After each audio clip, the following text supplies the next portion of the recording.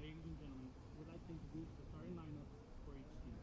First, for the Hornets, number 9, Victoria Fifth. Number 10, Hannah Bannister.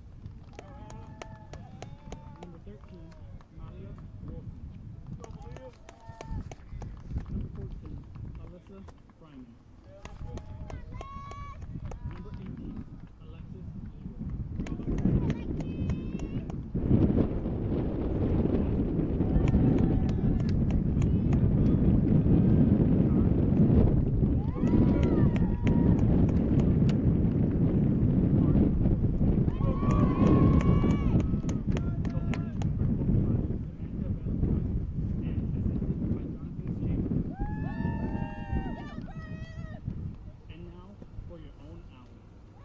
Number 0, Maggie Curry.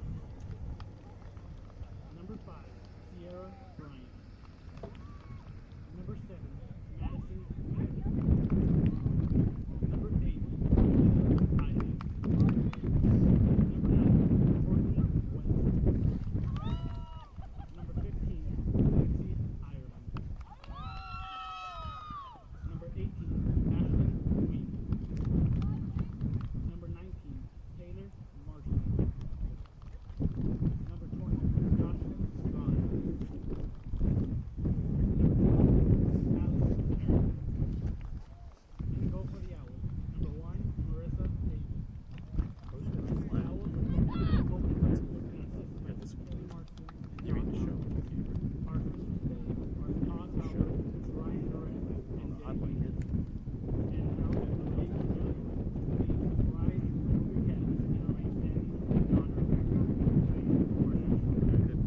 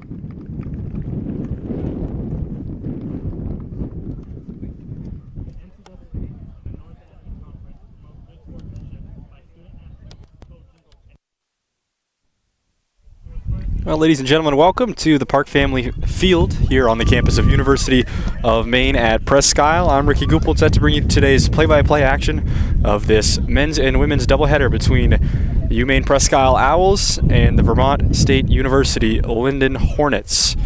First up, it is the women's that is set to kick off in just a few moments here. If you're looking for a game where you got two teams that are very, very thin, this is it. Lyndon Hornets, just 7 fielders, 1 keeper. It's all they have. Injury plagued throughout the year.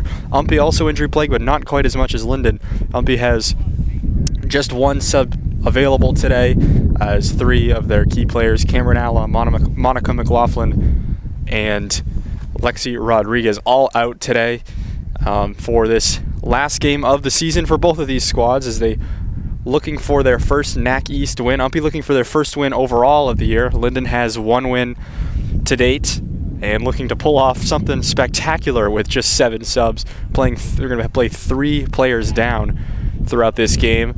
And UMPI trying to take advantage of that advantage and pick up their first win of the year on this last day of the season in front of their home fans. So both teams break the huddles and head out to take the field here. A very blustery day here at UMPI, up on the hill.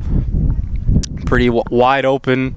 Not many trees around other than what you can see in the backdrop. But nothing behind us, nothing to the side, so the wind can whip through here pretty much at will. And right now it's blowing from left to right, which will favor UMPI here in this first half. As both teams will huddle up for the last time.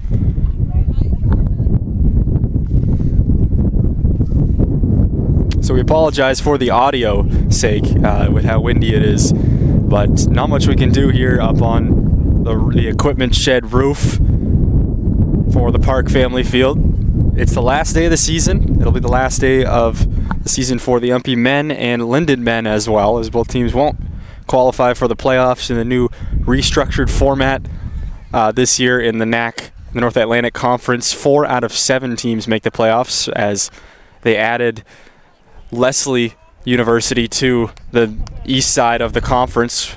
Last year was 4 out of 6 that would make the playoffs, so it's a little bit tougher to make it this year, and none of the teams we'll see today will be playing for the playoffs, but that doesn't mean they won't be playing hard. It's the last game of the year. They're going to go all out regardless of the fact that there's no games to be played after today. So it looks like Lyndon is going to kick things off here, and they'll be going right to left. UMPI will be going from left to right. Off the kickoff. Wing with it for the Owls to start. It's going to be a different game here, playing up by 3 players.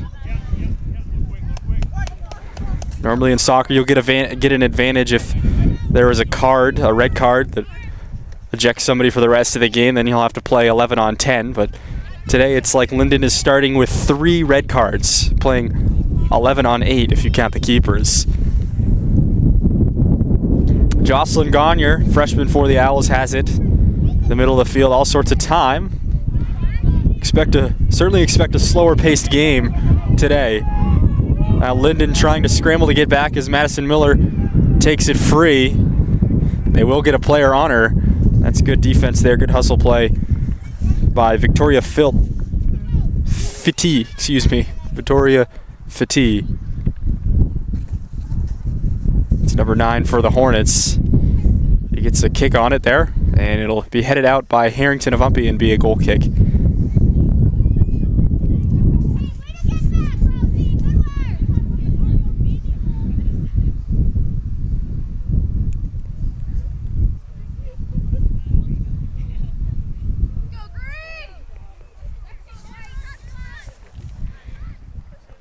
So Lyndon's goal kick, Fati takes it. And now Wing steps in. Ireland gets a touch. It goes right to the keeper, Carly Cordwell. Cordwell expecting to get a lot of touches today, no doubt. Gets her first one here. A couple of minutes into this one.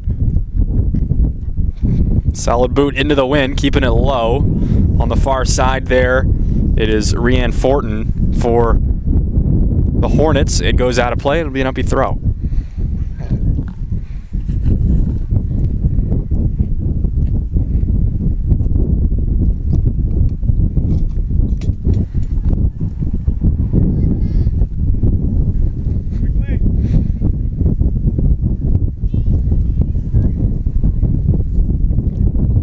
Courtney West throws this one in for UMPI. Chested down by Ireland.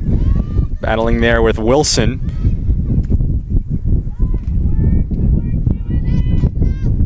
Lyndon will pull it away for the time being. Wilson has it. Tries to send Fortin up the line. Touched out of play. Last touch by an Owl. It'll be a Lyndon throw.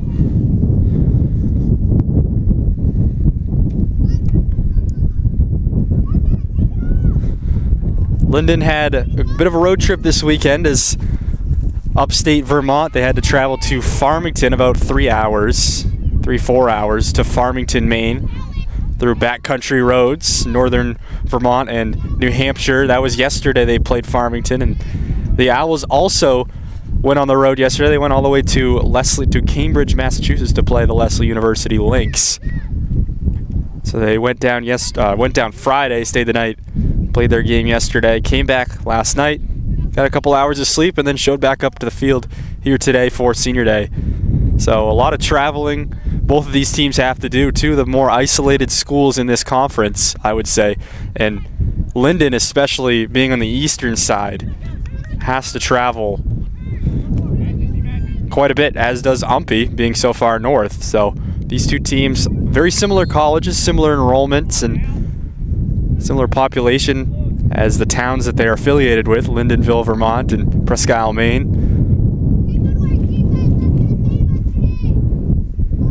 Both these teams have to put a lot of miles on the year, and today it finally ends. We're going to foul here to go against Lyndon. It'll be a Presque Isle free kick. Gagne to take it. She goes quickly. Settled by Harrington. The officials today, Mr. Albert, Mr. Baines, and Mr. Jarrett. All of Albert and Mr. Jarrett are both from Aroostook County. Mr. Baines from Southern Maine, so all refs are from Maine.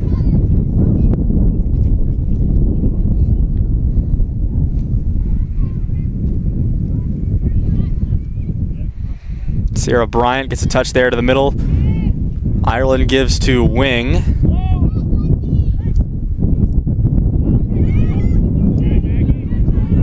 Wing sends. Ireland's going to stay on sides. She looks over and sees no flag is up. She's going to have a shot here. Shot put on. Cordwell was there. She's able to knock it down. That was interesting there. Ireland giving all of her energy and then looks to the right to see if the flag went up. It did not, so she said, okay, I'll take this in. Gets a shot off, but Cordwell was there. Good save for Lyndon, keeping the game tied at 0.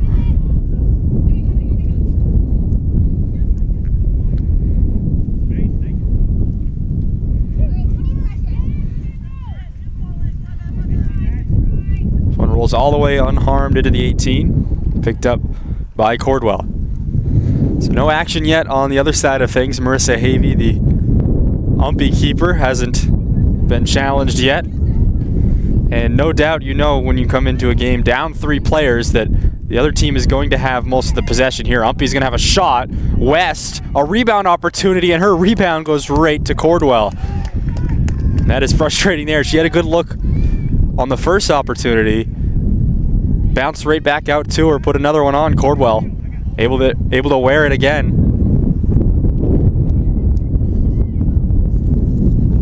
The wind really whipping now. I'd say, what would you say, Anthony? 10, 15 mile an hour steady up here? Gusts probably 10 miles an hour harder than that, so not a rarity that wind plays a factor up at this field. And looks like we got a player down, and Lyndon can't afford to have a player down with just 7 players on their team. We'll get a clock stoppage. 7 fielders, I should say.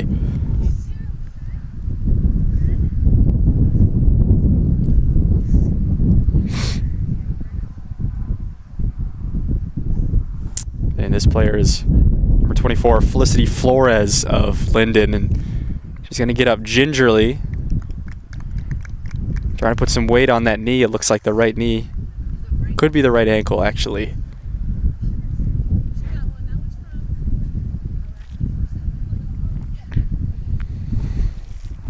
We certainly hope that she's able to continue. Maybe stay off a few minutes and then they'd play down 4 players, but it looks like she's going to try to walk it off. And that is a tough soccer player, no doubt. To be out there playing through pain, I'm sure a lot of players on this field are at this point in the season playing through some aches and pains, but to be out there for your team when you're down 3 players.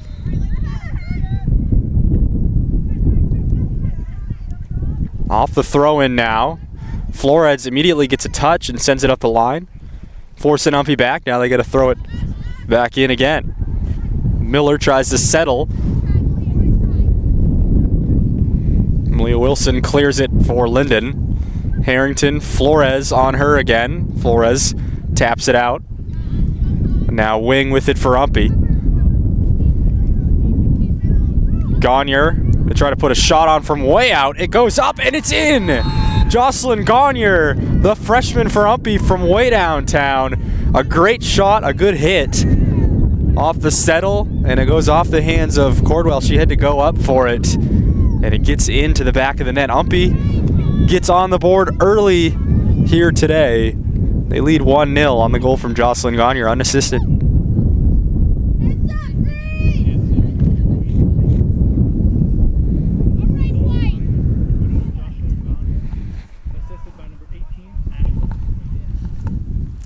So the Weather Channel app says it's sitting at 12-mile-an-hour winds. Thank you to cameraman Mr. Anthony Searles. I had a men's basketball scrimmage this morning he had to do on camera. This basketball season is right around the corner. And Lyndon off the kickoff now. They're going to challenge, put the ball on this side of the field for the first time today.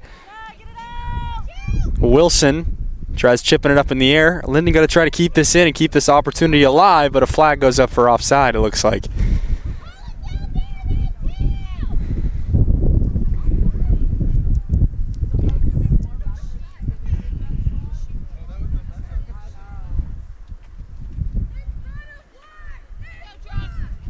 So Lyndon now going to try to win this free kick here for UMPI. Gagne is going to take it for the Owls.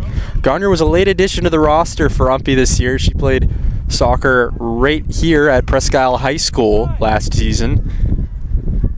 Difference maker for the Wildcats in high school, and she was a late addition this year, and UMPI sure could have used her with such a thin roster to begin with, and then injuries in addition to that. Here looks like Lyndon's going to take it away for a second, and then UMPI was able to win it back. But Gagne, again, the late addition, is the first goal scorer here today. And I dare say that is her first career goal, collegiate goal. Ireland going to run onto it for UMPI and try to counter. She's fighting with Wilson there. Wilson, good challenging. Trying to tackle away from Ireland, and she does, and is able to clear it, and it ricocheted last touched by Lexi, and it'll be a Lyndon throw.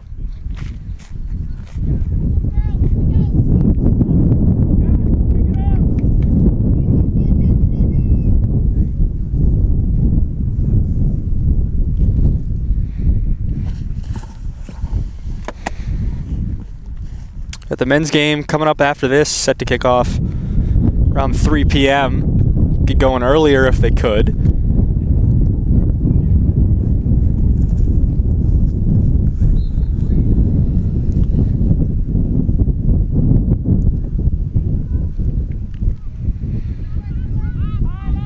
Both the Lyndon and UMPI men in a similar boat as these two teams, but definitely both teams will be deeper.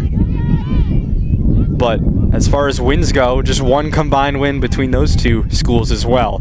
So that's two schools that are going to be playing for a lot of pride here today and try to get a win. Shot put on there. Ireland, Cordwell just blocked it out. Good cross coming from the wing there from Madison Miller.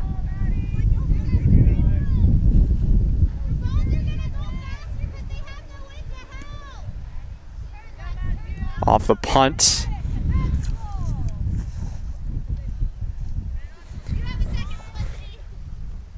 Felicity Flores went down with the injury, has been playing through it since, sends it up the field there. Alexis Leroy.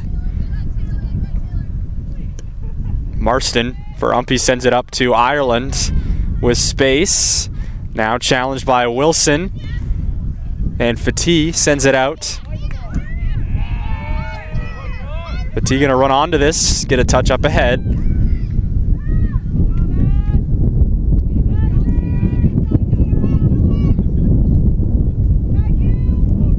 Harrington staying on sides. Gets a touch to Ireland, still on sides. Has Wilson defending. Ireland a good shot, good save by Cordwell to keep this at just a one-goal game. Looking down through Lyndon's box scores the last few games. A few games ago they were playing at full strength, and they just have thinned since then. And Know the Tale definitely does UMPI with just one sub, but not quite to that degree where they still were able to field a full-sided team each time. But know the struggle of starting thin and then getting injury ridden from there. Maggie Curry puts a shot. It was deflected by Fatih. It'll be a corner kick for the Owls. The first corner of the day for either side.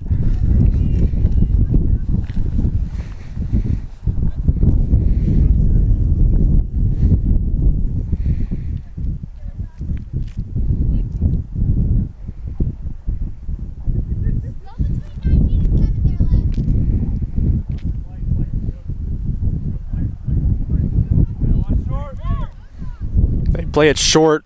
Madison Miller has plenty of space because of the advantage. Tries to cross it up top to wing, and it goes through. And now Lyndon's going to look to counter. They have numbers right now, something you can't say very often. A good touch up ahead, Fatih. Now just with Marston to get by, and she does. Lyndon pushing everybody up. And they get a touch. Flag is up, though, and there's another offside call. And I don't really blame the Hornets to try to do that, because when they do get an opportunity to counter, they have to get everybody up there. And it has to be exhausting to go from pretty much everybody is back playing defense to everybody's up playing offense. It's a unique problem to have, but it almost resulted in a goal there. If they could have stayed on sides, they would have had a good look at a shot. Fighting through a lot of adversity today are the Lyndon Hornets.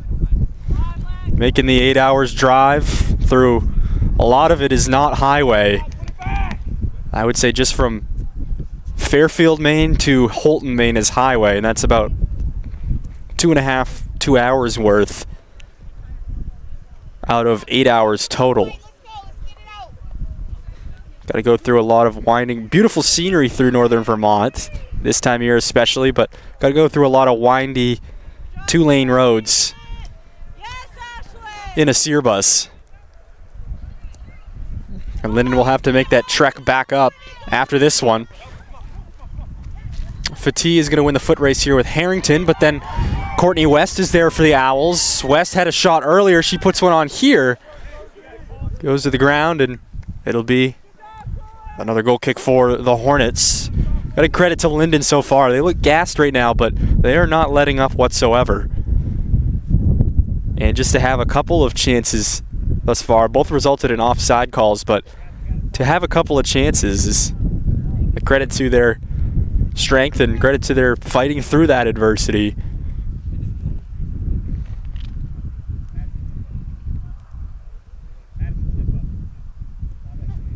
Cordwell plays the goal kick. They touch it back. And now Flores has time for the Hornets, sends it back towards the middle of the field with Curry. Marston, good touch, looking for a wing, but then Wilson's going to get it up ahead.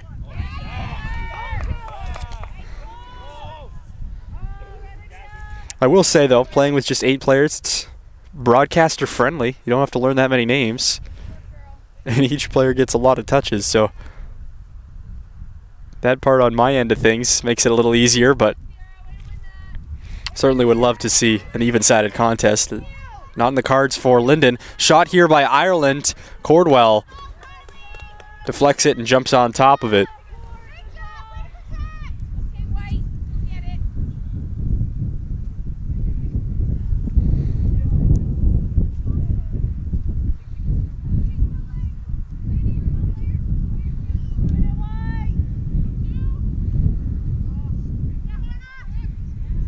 Off the punt. Now takes it back to midfield. Wing with it for the Owls. Trying to run through defenders.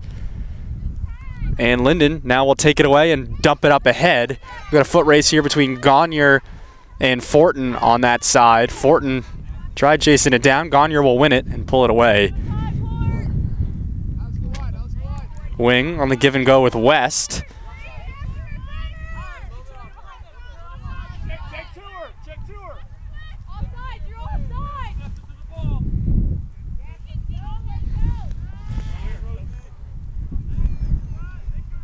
Fryman dumps it up. Now Badercher, Hannah Badercher of Lyndon And then Amelia Ivy takes it away for the Owls. She'll take it up front now. This is a center back, taking it all the way to the other side of the field. She tried to lead Ireland, and then Fatih is back to clear it. Excuse me, that's Wilson back to clear it.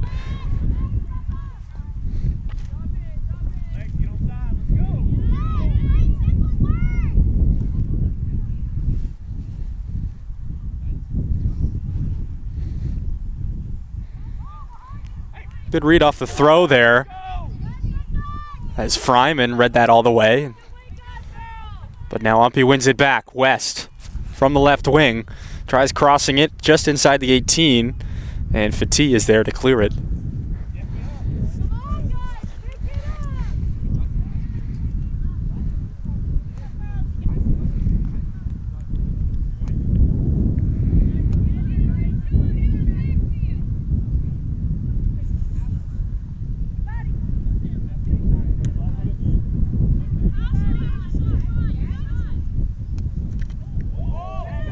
A little bit of collision there between shins, and that is Flores and Wing coming together. And Flores already went down earlier. It's going to be slow to get up again here, but staying tough it looks like.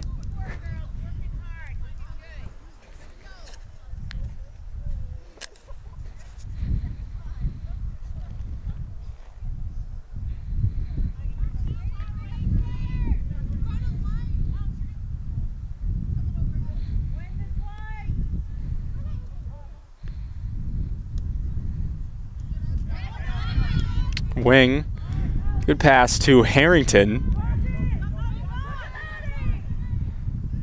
Harrington trying to get it inside, but it'll trickle out and be a, well, they'll say it's deflected, it'll be a corner.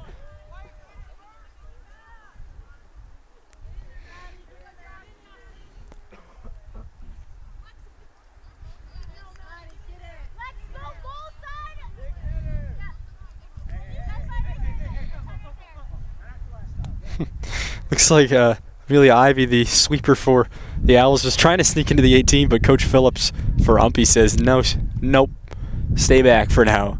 Don't need to pile that many numbers in the box. Corner comes in, it's a good ball, but it hits the outside part of the net. That was Jocelyn Gagnier. She's been taking most of the free kicks for UMPI here, and used to be Monica McLaughlin before she went down with a knee injury earlier this month against Thomas College on this field, and that has put her out for the year. A fifth-year senior is McLaughlin, and Lexi Rodriguez, another one of those fifth years that suffered a season-ending injury. And disappointing way, no doubt, to go down in your last season of play. They're both here in attendance on the UMPI sideline, cheering their teammates on. UMPI again looking for their first win of the year. Miller puts one in the box. Wilson tries clearing it. Back to Miller, and now Curry wanted to put a shot. Ireland's going to have a clean look, and she sends it low and just wide to the right.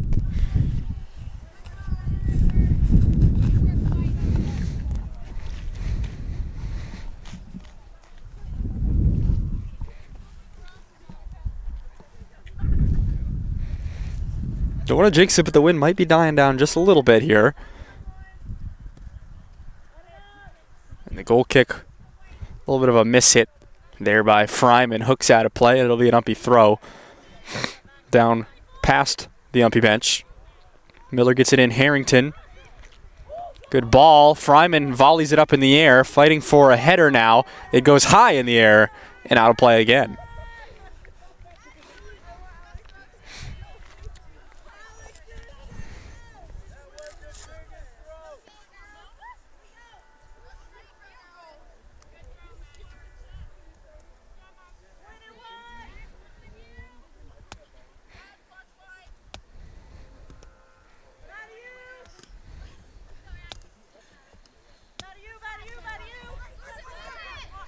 Alexis Leroy with it, touches it outside, hit up in the air by Fortin, and now Badercher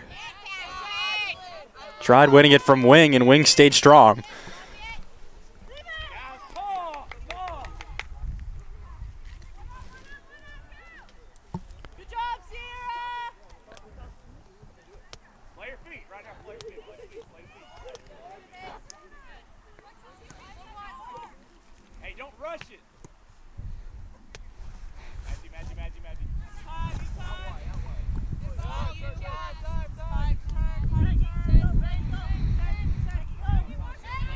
Miller with it for the Owls. Curry is way offsides. And it's very easy to go offsides when they just have 7 players because they're always pushing towards the ball. You don't usually have defenders back, or they haven't usually had defenders back. Badercher tries sending one into the 18 there, intended for Leroy, but UMPI's able to take it away. But Lyndon's always up on the ball here today, and they have to be. And it's very easy to find yourselves offside, although UMPI hasn't been flagged for it yet. Haven't been too many breakaway opportunities, which you would expect to see more of, but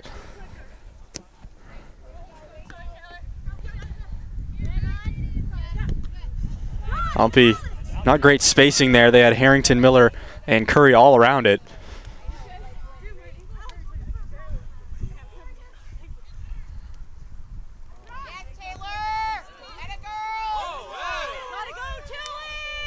Fatih looking for somebody, and Sierra Bryant ends up with it for UMPI. Bryant touches Ireland.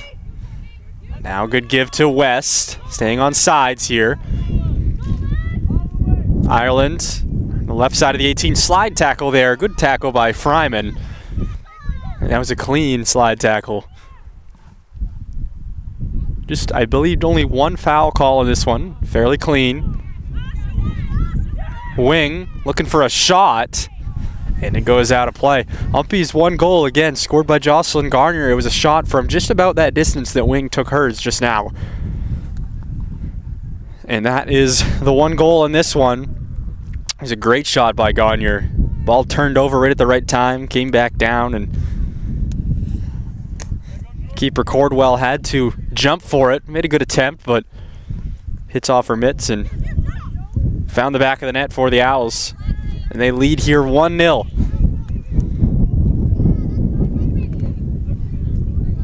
Badercher trying to break free. UMPI just with the advantage again with numbers, and they're able to clear it.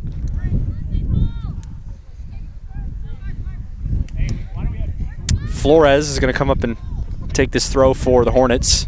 Right at midfield. Plays it short to Wilson. Leah Wilson. Now to Rianne Fortin. Volleyed up in the air. Fryman staying on sides. Gets a shot. Could have been a pass attempt to Badercher.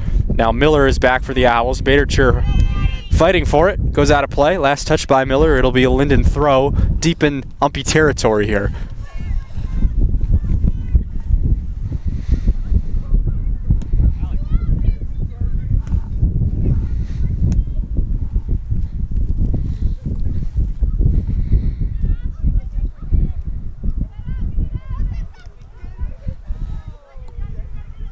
Flores had it for Lyndon, then Miller sends it back up the line. Leroy trying to run through the defense there. Marston, good defense for the Owls, clears it out.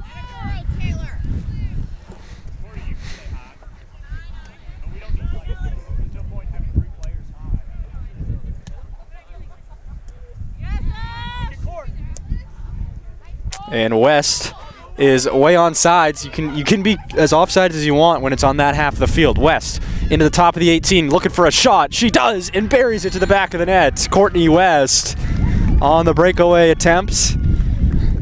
And that is what we thought we might see more of in this one, but it is just 2-0 for UMPI. Courtney West, the goal scorer. So far, Garnier and West for the Owls to give them this 2-goal advantage. And on that play there, West stayed very high, and Lyndon had all of their players up on this half. They have to. And you can be as offside as you want when it's on your own side of the field.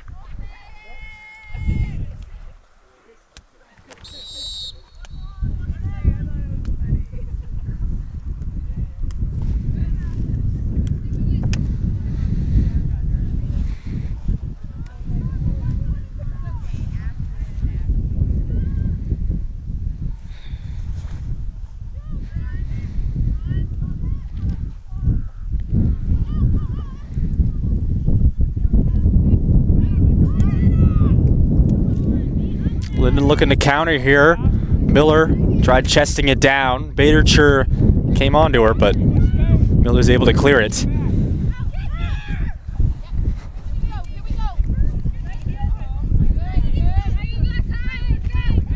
And the grass just hits that one, slows it right down.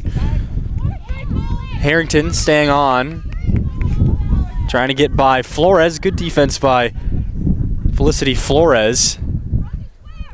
It's Flores and Harrington still, both 24s. Up the line, Leroy looking for Malia Wilson, and intercepted there by Wing.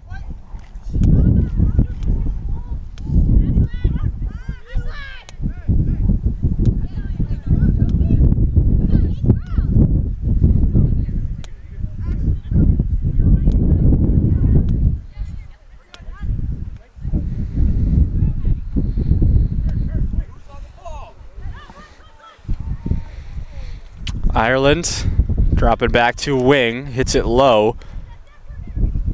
Fryman ends up with it for the Hornets at the top of the 18. Ball's gonna roll and stay in barely, and then cleared out by Fati.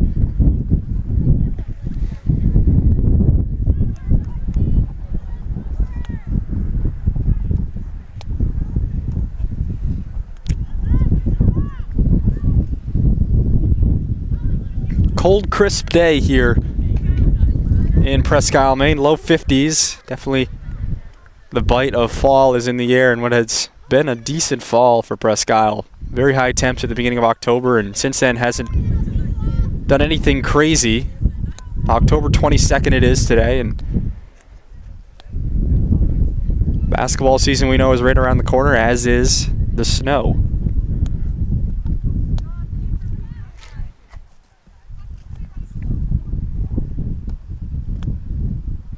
Ball put in by Gagne. Good cross, headed out, and we'll do it again.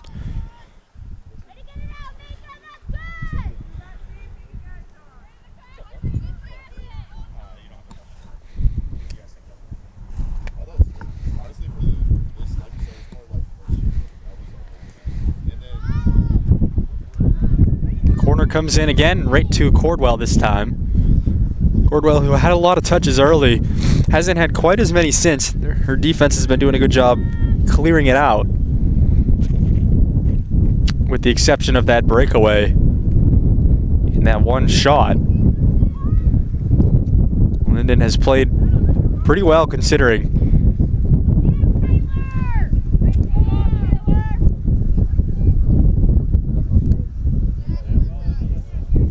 Bryant looked to send west. Good read there by Malia Wilson. Now they're going to dump it out. Keeper comes out. Good read. Scoops it up.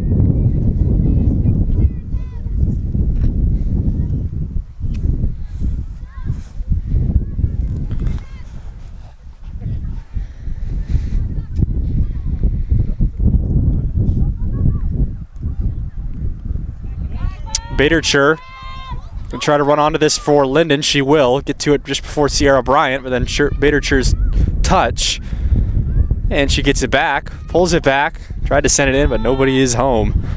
That's been the theme, and that will be the theme for Lyndon.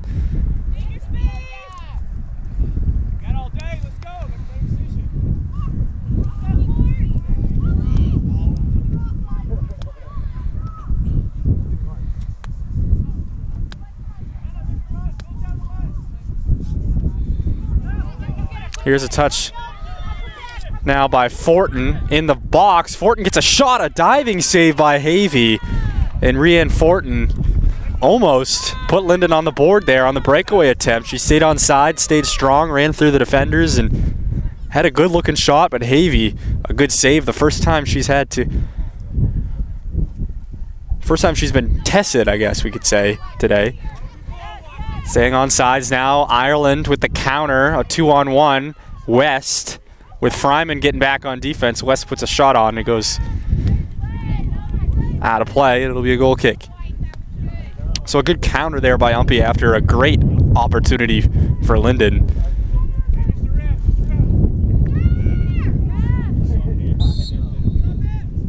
And we'll get a clock stoppage here.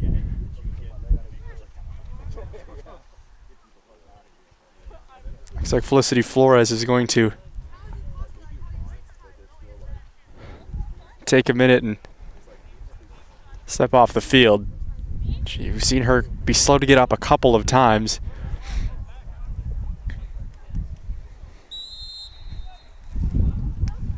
Looks like she will get a visit from UMPI's athletic trainer Brian Morrison. So now, for the time being, Lyndon will have 6 players in the field to UMPI's 10.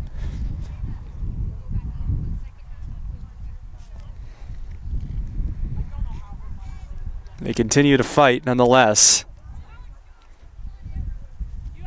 I mean, it's rare in soccer to play 1 player down. Even rarer to play 2, but to play 4 players down, starting with 3, and then 1 has to exit because of an injury. Appears to be favoring the left leg, so looks like it's the right ankle is the area of concern for Flores, but she's been staying tough, playing left defense all day. I guess you really can't label a position today when you have 7 fielders. Left defense, but also left midfield and left wing.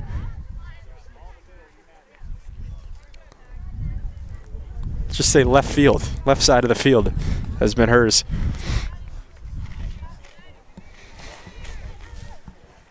So 2-0, the Owls lead here on this last game of the season.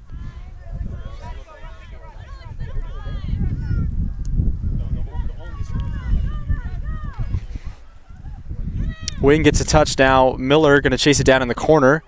Stays in thanks to the natural grass field. Miller crossed it in. Good job clearing it by Lyndon. And Fatih is going to control it for the time being. We'll send Fortin all the way over to this side of the field. We've seen her on the far side most of the way. Now she has to come over and fill in. Look to change fields. Badercher, and then cleared out by Bryant.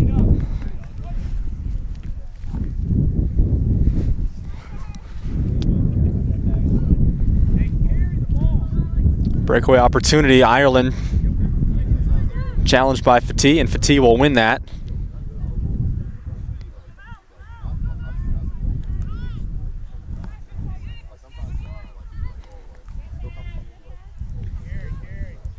Wing up top. Look to get a shot. Stymied there and gets a second chance at it.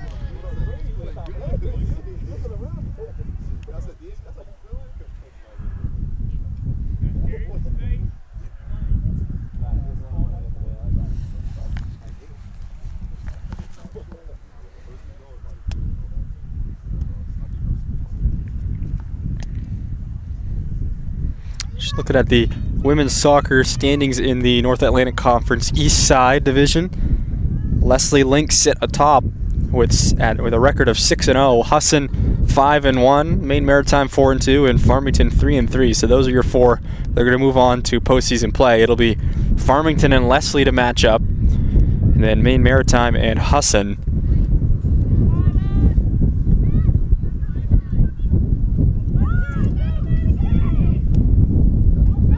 Here's a chance here. Miller with an empty net. Cuts it back, and it's in for a goal. The 3rd one of the day for UMPI, Madison Miller. As Cordwell came out, and Miller was able to get around her and then just slowly roll it in from there. Not much you can do if you're Cordwell. Doing all she can coming out. And UMPI with a 4-player advantage now. Takes a 3-goal advantage here in this first half.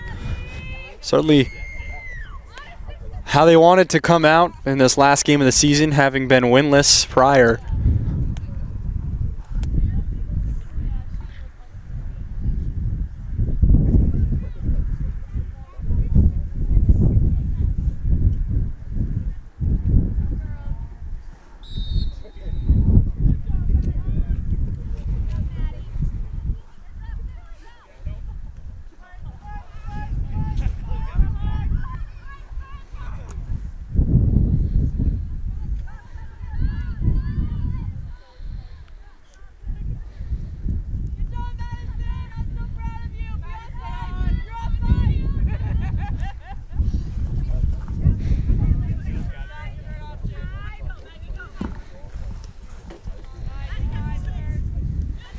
Miller sends to Curry. Curry with space, but then taken away. Good hustle play there by Fryman. Now sends to Leroy.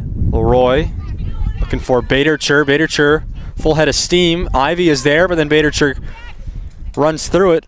Ivy's going to end up winning that one, though.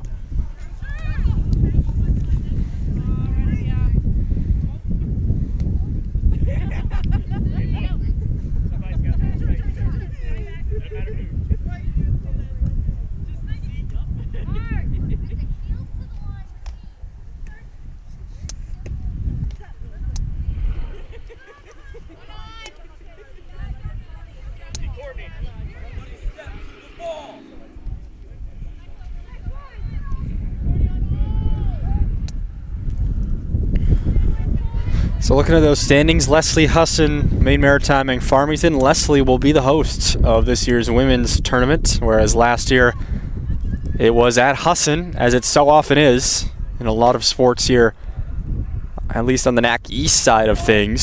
So the Husson women will have to travel this season.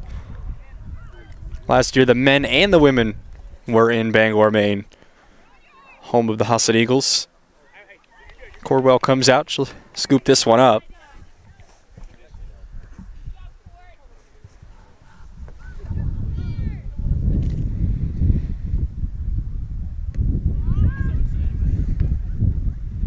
Husson will be hosting the men's bracket, however. They're 6-0 in NAC East play. More of that when the men's game kicks off later this afternoon. Lyndon still playing hard here, down 3-0. Lyndon does have one victory on the regular season over Bay Path.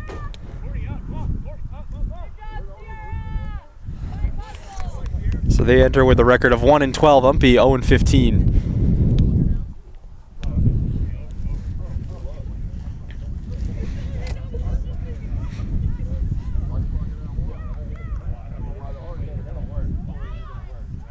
Shot comes in, and a good look there from Courtney West from way out, and at a bit of an angle too. Gave it a run.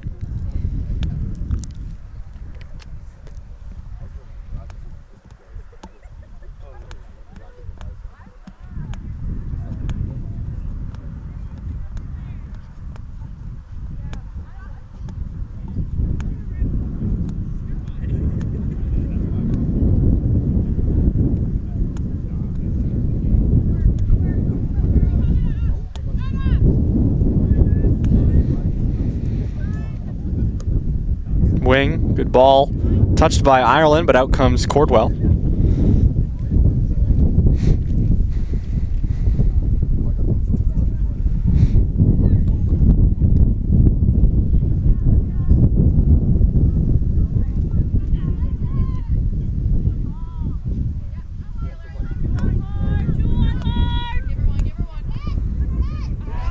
Now Badercher on this end of the field is going to have a shot.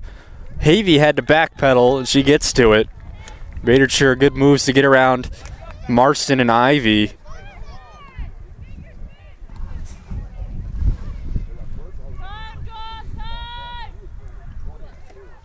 So a couple of opportunities this half for Lyndon. Ireland fighting with Fryman. Ireland's going to have a shot. Diving save there by Cordwell.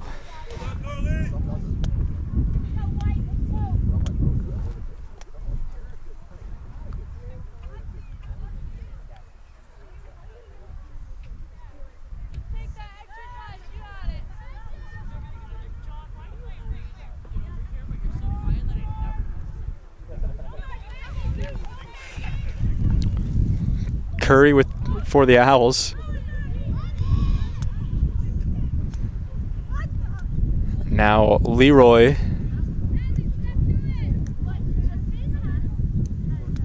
Wing drops it back to Marston. Has time. Sends it back into Wing. Taken away now by Malia Wilson.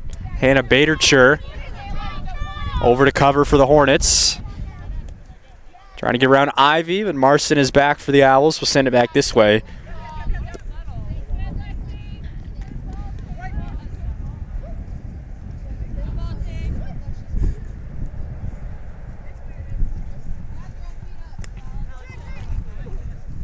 That'll be a foul to go against Alexis Leroy, right at midfield.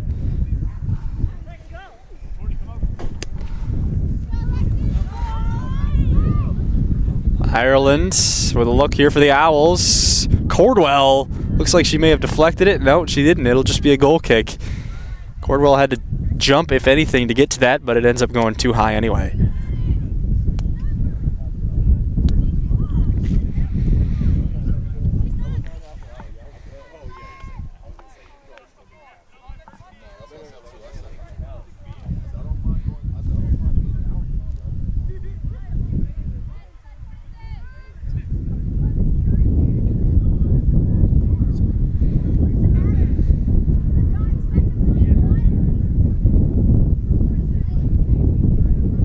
UMPI will be the host of the North Atlantic Conference Cross Country Championships to be held here in 1 week's time.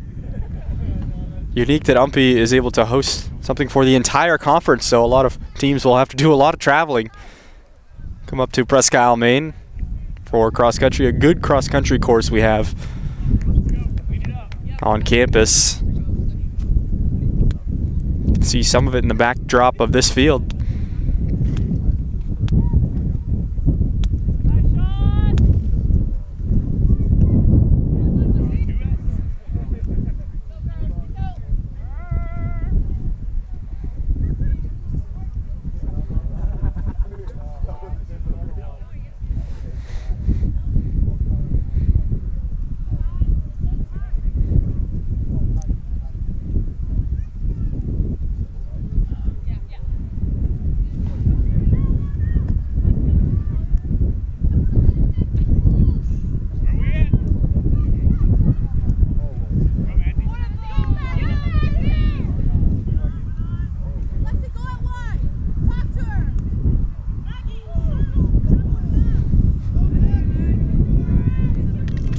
Two minutes to go here in this first half. UMPI leads 3-0 on the goals. First one scored by Jocelyn Gagner on a great kick from probably 10-15 yards outside the 18-yard box. And then second one came via Courtney West, and then Madison Miller with a third. So 3 goals scored by, well, you see UMPI up 3-0. You would expect Lexi Ireland with at least 1 or 2, but she has had 0 to this point. Has a shot now. Loses her footing. Ireland, the leading goal scorer for the Owls these last 2 seasons, was one of the highest goal scorers in the NAC last year. Met up with Husson in the quarterfinals. Gave the Eagles a very good game that day. UMPI was the 4 seed last season. Ball bounces loose. Ireland's going to have a shot, and there it is. Lexi Ireland, her first goal of the afternoon. Makes it 4-0 UMPI. And Ireland, a good goal scorer in this conference. We'll pad her stats here.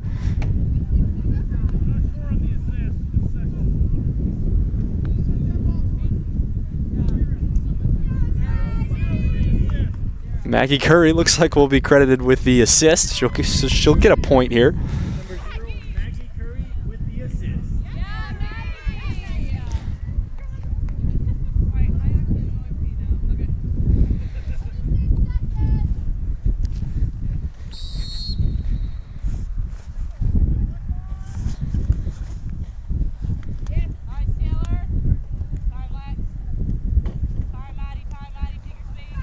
Miller collides there with Leroy. Leroy ends up winning it, dumping it up ahead.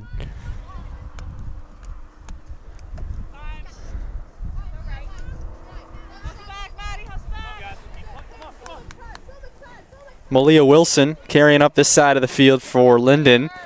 Gets free for a second, nudged back out by Ivy. With a foul to go against Wilson, it'll be an UMPI free kick just outside the box.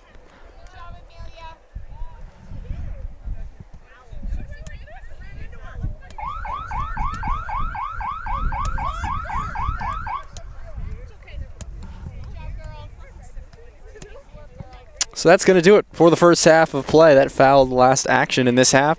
UMPI with a 4-goal lead here. Goals scored by 4 different players. That is a charge. All 3 of us had the same thing. Someone is going to get hurt. You have to call that foul. So a little bit of an animated interchange between the Lyndon bench and our official in the middle, but nevertheless, it ends 4-0 in this first half of play. UMPI they had the 4-player advantage at the end of that half. And that's going to do it for this first half of action. We'll be back in 15 minutes for the second half here in Presque Isle, Maine.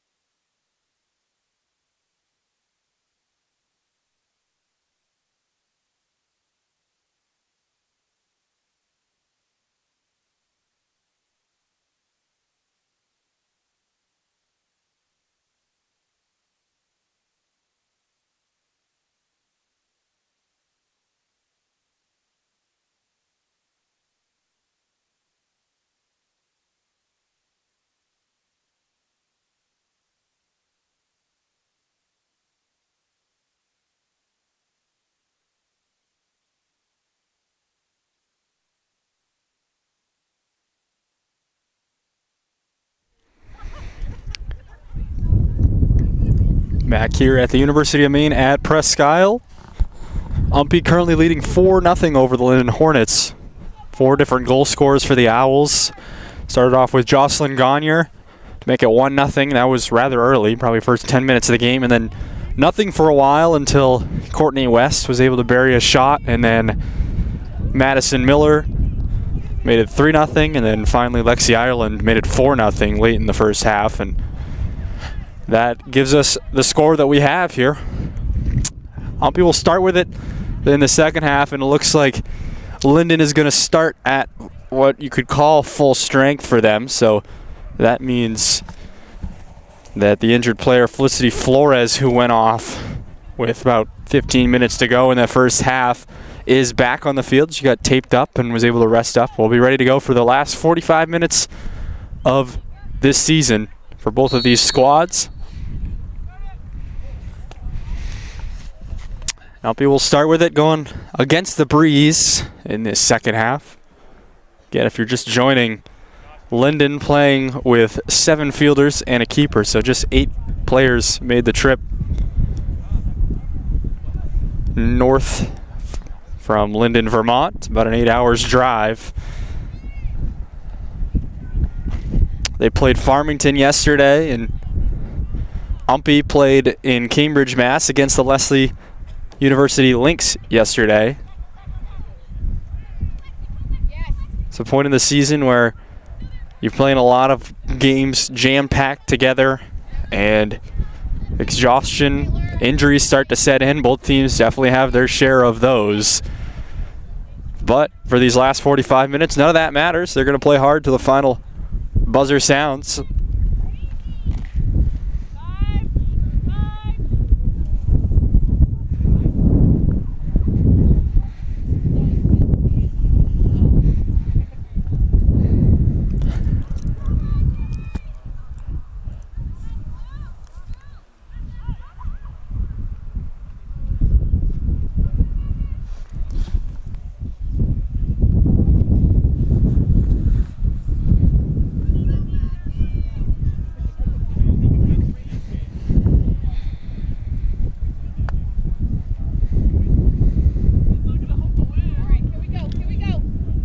We're in the far corner. UMPI controlling here to start this half. It'll be an Owls corner kick. Jocelyn Gagne, who's done all of them, is going to come up and take this one.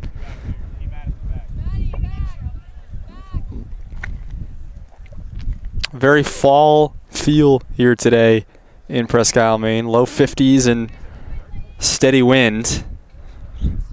The leaves are past peak, just a few yellows left.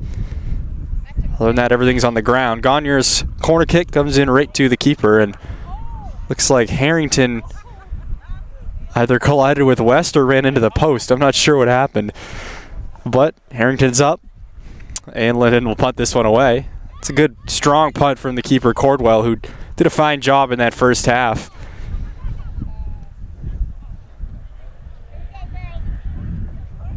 Cordwell has had a lot of action and has stopped some damage back there, certainly.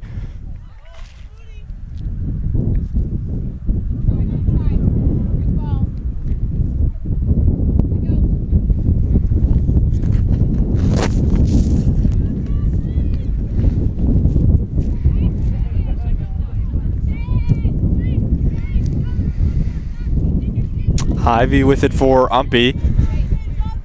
Dumps it outside to Courtney West, and we'll get a flag for offsides here. That's going to go against West. It looks like mentioned that it's pretty easy to go offsides when you have 3 more players than the other team does.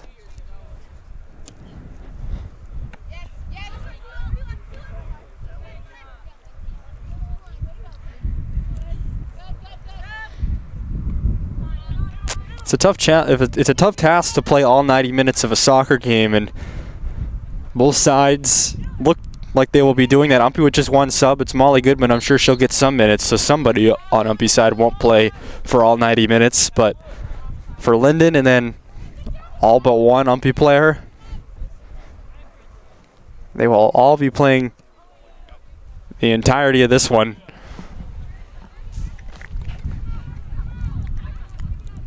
Marissa Havey comes off her line all the way to the top of the 18 and picks it up.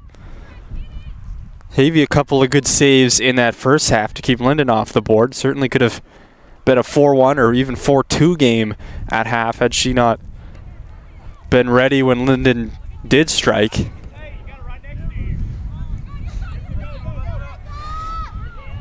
Havey again comes out, slides down, and picks it up.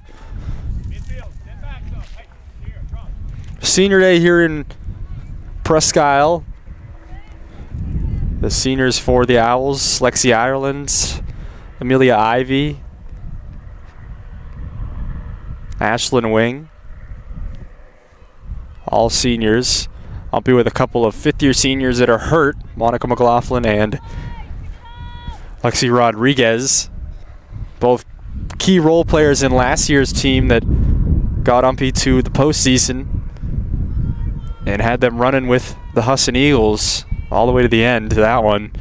Husson did end up winning 3-1. They scored a knockout punch right after UMPI got on the board late.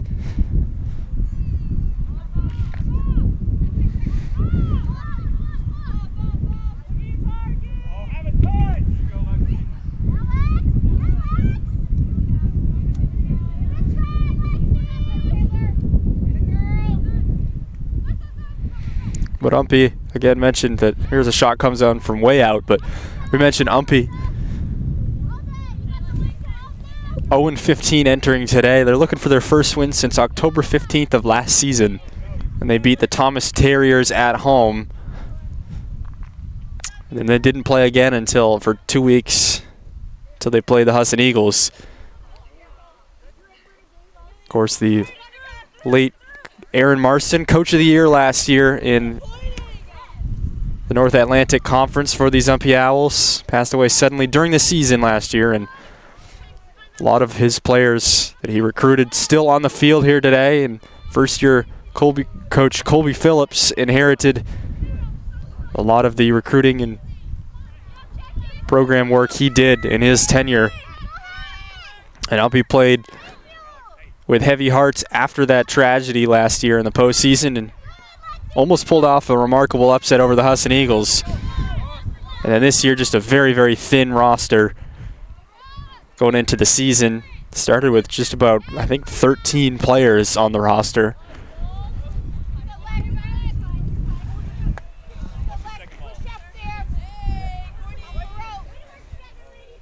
Grew to about 16 throughout the season, and then injury after injury, it seemed, for Colby Phillips' squad. Of course, Lyndon has dealt with a lot of that themselves this season, and that is in due reason why they are playing with so few players here today in this last game of the season. I'll be with an opportunity staying on sides here. Harrington, Fatih is back to give chase. She drops it to Ireland. Ireland turns, gets a shot right to Carly Cordwell.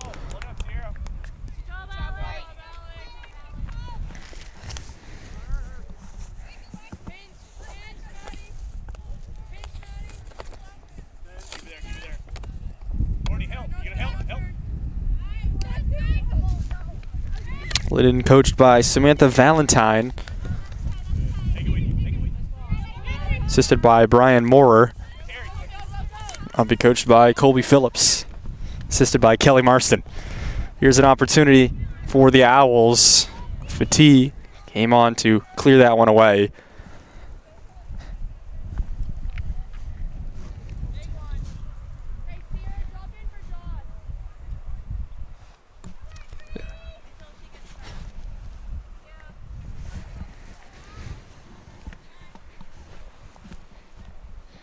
Be a corner kick here for Gagne again. He's done a good job for the Owls today on these. This one comes in a little lower, and one out of the air. Leroy drops it, looking for Fortin. She runs onto it and keeps it. Now gives, looking for Malia Wilson.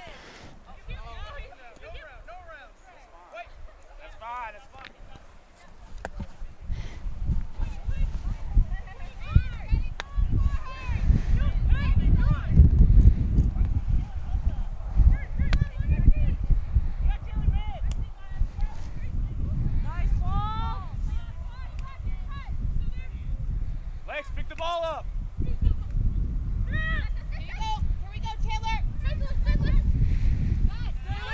Wilson dishes it up ahead to Fryman. Alyssa Fryman running with Amelia Ivy. Well, Ivy will just let it trickle out, and it'll be a throw for UMPI.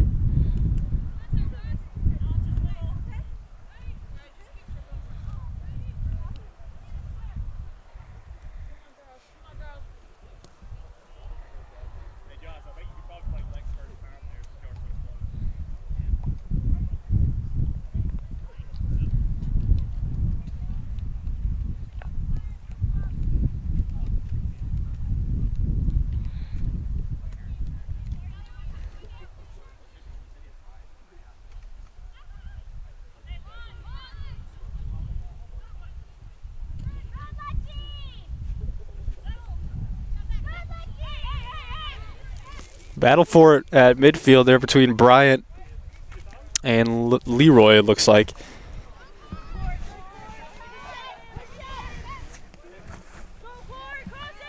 West with a shot. Cordwell wears it off the knees, tries picking it up on the end line. It'll be, looks like another UMPI corner. And they'll have Taylor Marston take this one this time instead of Jocelyn Gagne. Jocelyn will stay back.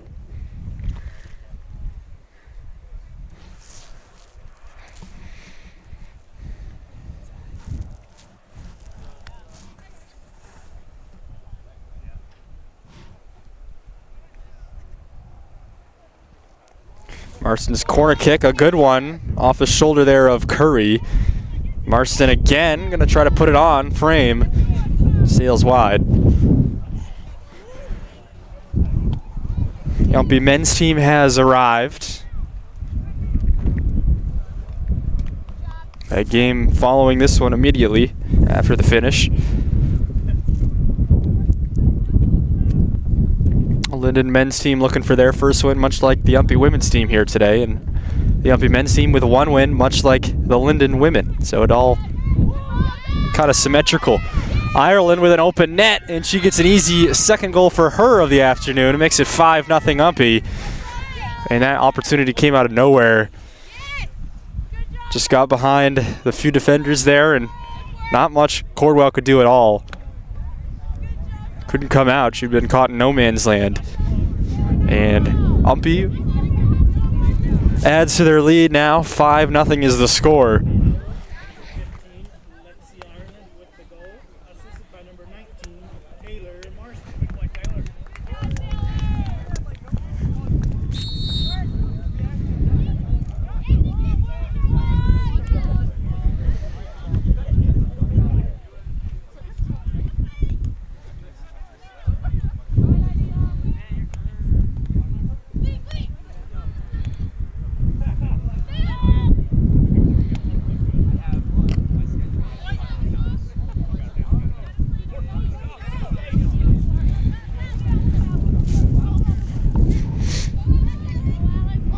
And Alex Harrington going to go down here. We'll get a quick clock stoppage now as Harrington stepped on the ball, landed kind of awkwardly.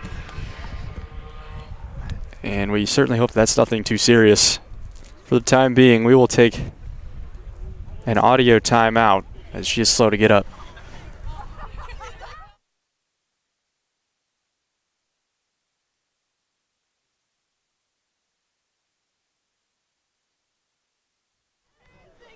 So it looks like Alex Harrington threw everybody for a loop there. I think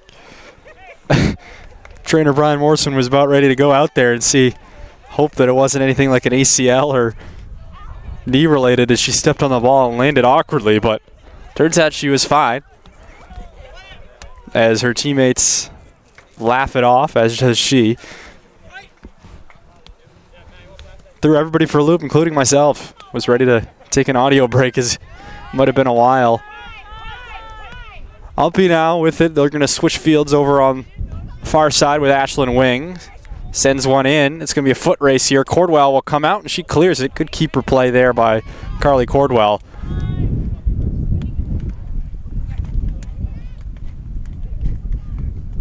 Saw a play like that last season. On the other end of things, UMPI was on the attack, and Husson, this is the regular season game down at Husson.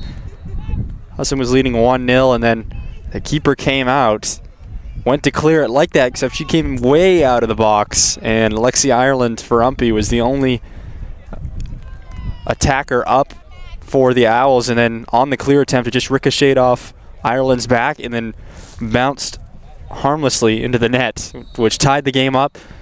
UMPI ended up keeping it a tie in that one, and that's how they got into the postseason last year. Well, if they did not have that tie, they wouldn't have. So crazy fluky thing that can happen when keepers do come out like that and clear it away. But that last one by Cordwell, it was carefully measured, and coaches do like to see that when keepers take charge and come out and just clear it with their feet.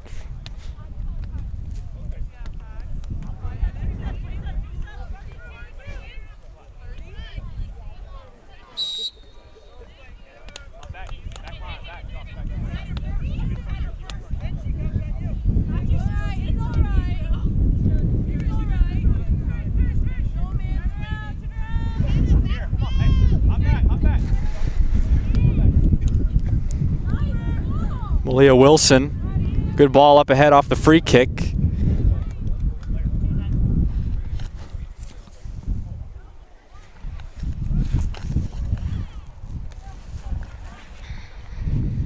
Fryman with it for the Hornets. Dropping it back, all the way back to Wilson.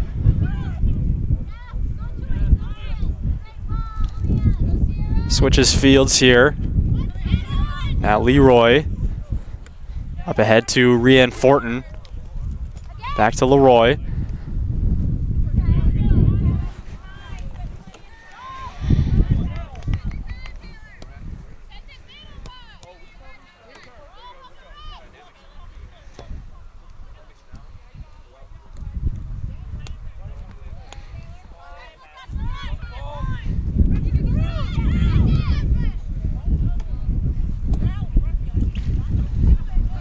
Going back down on this end, Ireland going to try to chase it down, runs into Wilson. Would have fouled to go against Ireland there.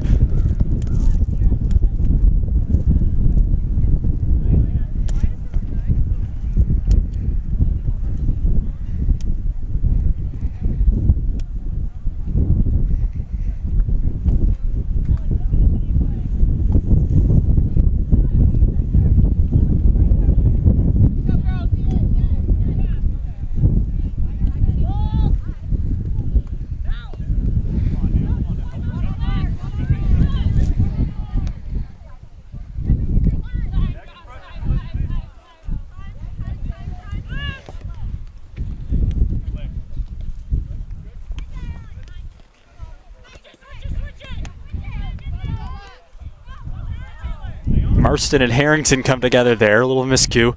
UMPI keeps it though, up ahead to Courtney West. Plenty of space, looking for a teammate to cross to, and she will send a through ball, but too far out of reach, and at least scooped up by Cordwell. And the UMPI men's team's behind us warming up. Still no sign of the Lyndon men's team.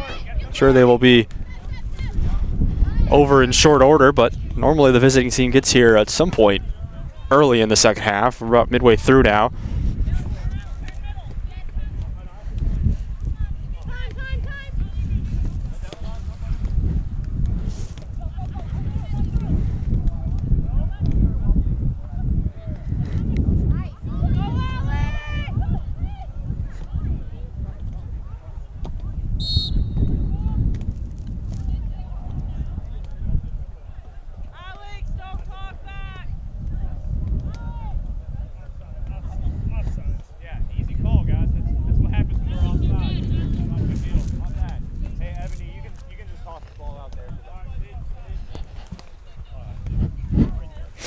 So we'll get an offsides at UMPI, and Looks like Coach Phillips is going to get a sub here for Harrington. Harrington and the official in the middle, Mr. Albert. Not really an argument, but just a conversation that lasted longer than it should have. Molly Goodman's into the game for UMPI.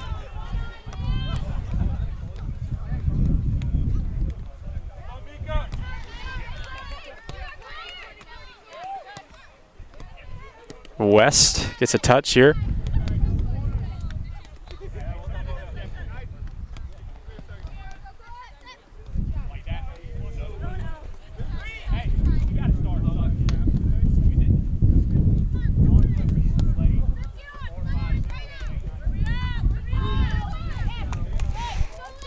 Ireland touches it outside for Harrington. Tried to get it back to Ireland.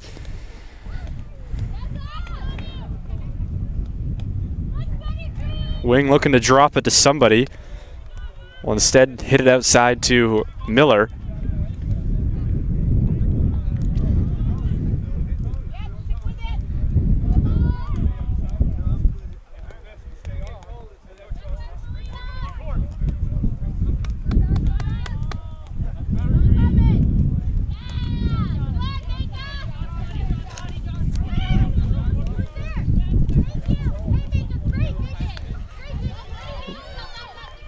Havy's going to have to come way out and clear this out. And she does, as that one got by Madison Miller.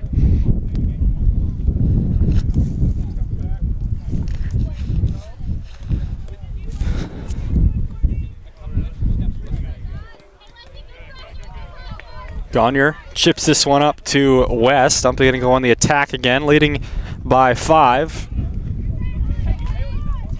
UMPI's had a frustrating season offensively this year, so certainly must feel good to score this many goals, even if it is over a team that is playing shorthanded. Still, get your name in the scoring column and in the stat book. And a lot of these players that will be back next year definitely want to get something, end the season on a positive note, and it looks like they have done that today.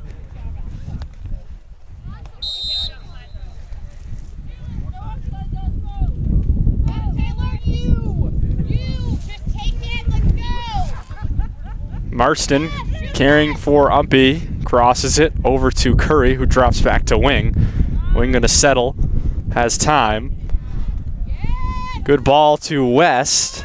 West couldn't get a handle on it. It's cleared out by Leroy.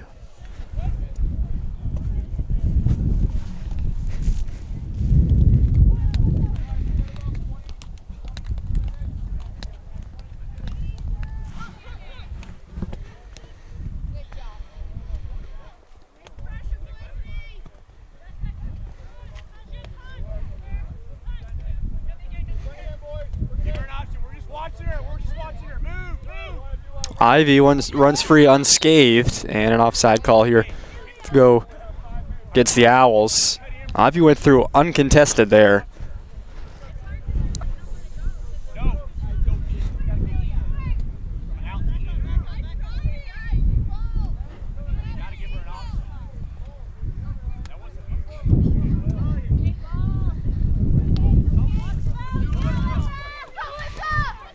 Ivy now on this end of the field, runs it down, saves the opportunity.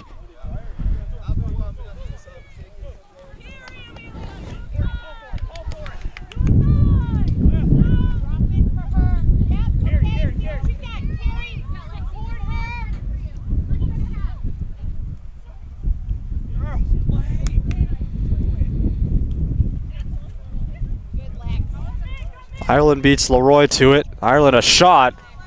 Bending there and goes out of play. So Lexi Ireland for UMPI, the only player with multiple goals today, has the brace, 2 for UMPI's total of 5.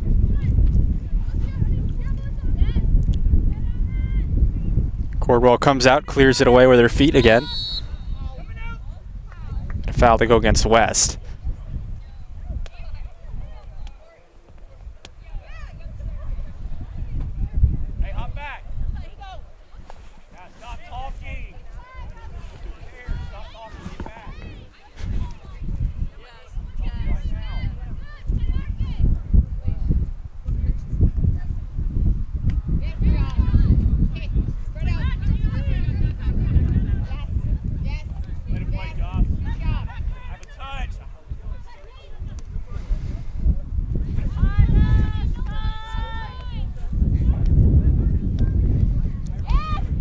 wing. A good ball up ahead to Goodman.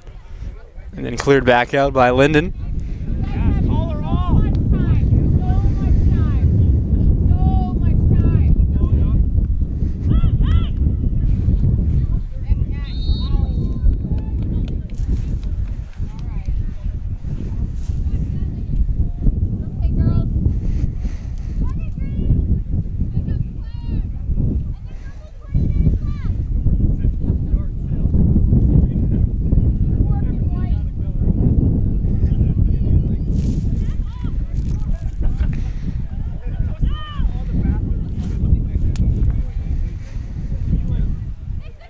Wilson able to get through. Looking for another green jersey as Marston will draw the foul. And certainly the frustration setting in for Lyndon here. They hung with the Owls for a lot of that first half. It was 1-0 for a while. It looked like it might stay that way. Then UMPI tacked on a few towards the end to make it 4-0 at half. And they have one in this half, shot there by Ireland. And here's the Lyndon men's team arriving on scene. But this half, UMPI has kept it on the Lyndon end most of the way. Haven't had too many shot opportunities, but have definitely dominated possession. Fortin taking down Ivy there.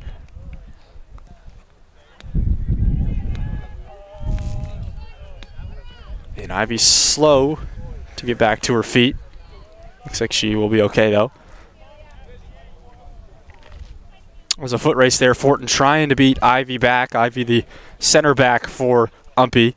Otherwise, Fortin would have been home free to get a shot on, but it's just been her and the keeper, Havey. So it's an UMPI free kick just outside the box.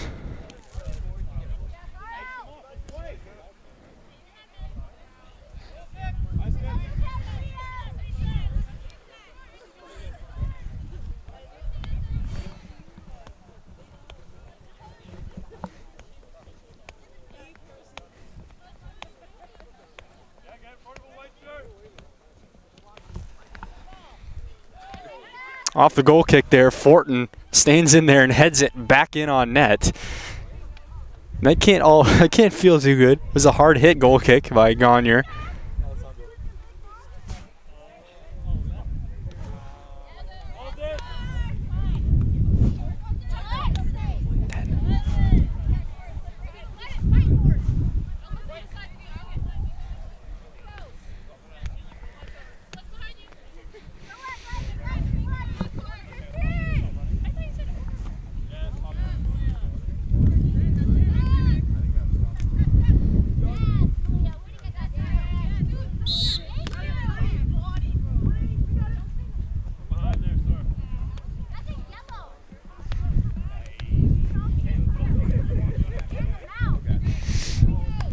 It'll be a Lyndon free kick now on the UMPI end.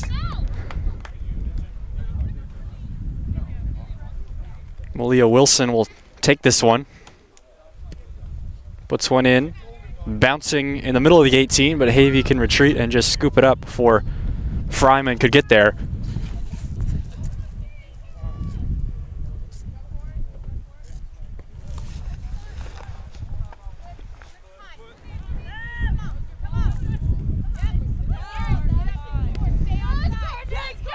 And a flag goes up, just barely offsides is Ireland. And she was, but not by much. Again, I'm surprised there haven't been more offsides on UMPI in this one, with playing with a 3-player advantage. Whereas Lyndon always gets their players up and always gets them back. They've been having to do a lot of cardio in this one. Really not really playing any specific soccer positions, just staying on their side. Wherever the ball is, everybody goes.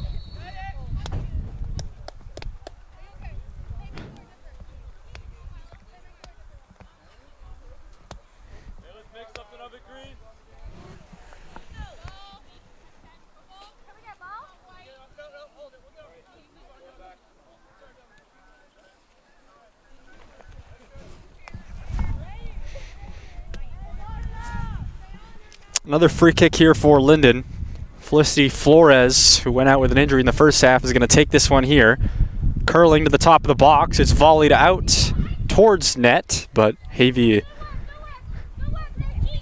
is there to secure it. She'll throw it outside here to Courtney West.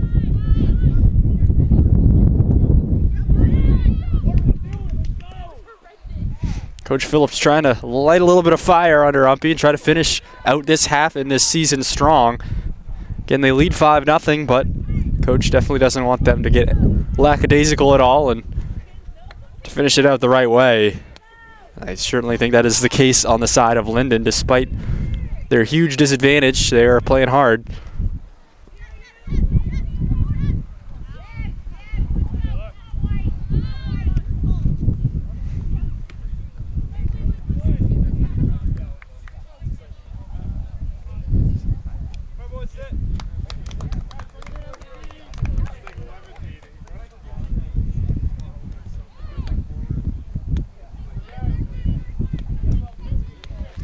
Lyndon keeping it on this half for a while now. And looks like they'll throw it again from the same exact spot. Alyssa Fryman will hand it off to Malia Wilson. She'll throw this one in. Sending Fryman to the 18. She gets a touch up in the air, but Miller is there for UMPI. Goes out, and it'll be an Owl goal kick.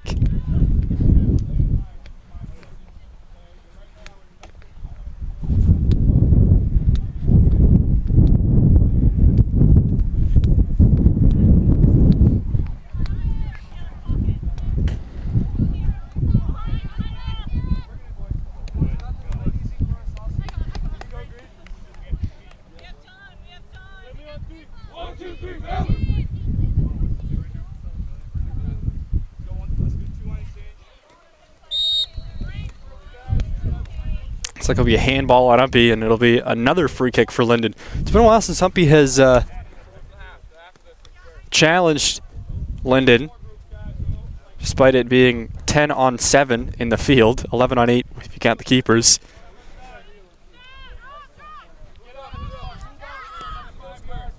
Miss hit there by Fryman. It'll go out and be another UMPI goal kick.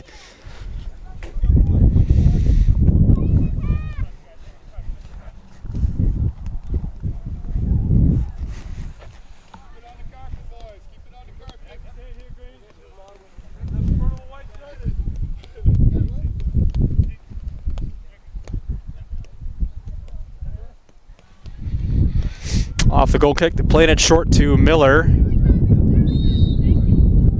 And we'll get a foul against Miller.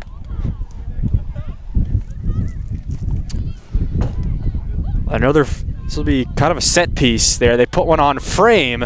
Running onto it there was Fortin, and that's a great ball. Just outside the 18. Lyndon a good look there to get on the board. Taking advantage of the UMPI miscues. The handball had a free kick, a couple of fouls here and there, has kept the ball in this half for a while. Looks like UMPI's finally going to cross midfield, but not before Fatigue could kick it back in. UMPI trying to break behind here. Ireland staying on sides. Fatigue giving chase. Ireland got to get a shot off. She does. They both spill in the box. And it rolls free unharmed to Cordwell.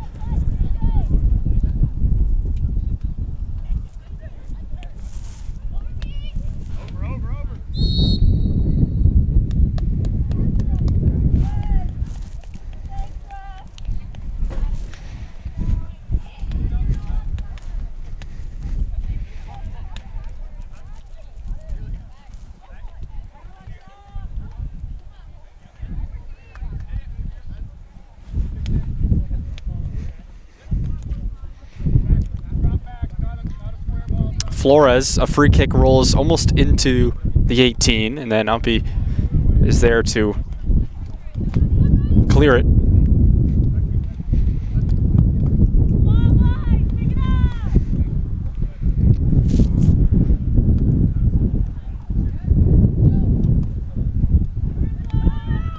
Chipped up high in the air. Here's a chance for Lyndon, and Havey goes up and gets it. as Fortin, a great effort.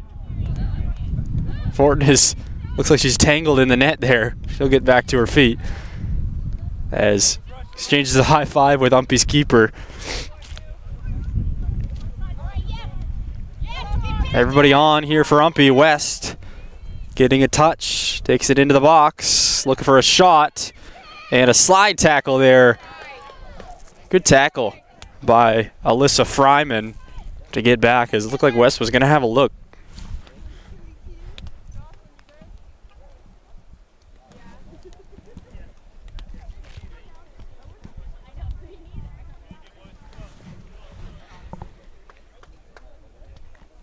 So it'll be an UMPI corner. Marston to take it.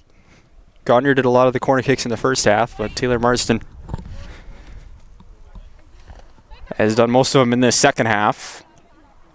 Ball comes in, bounces near the top of the 18. Hit back in by Ireland. Fryman settles it down for Lyndon and clears it away.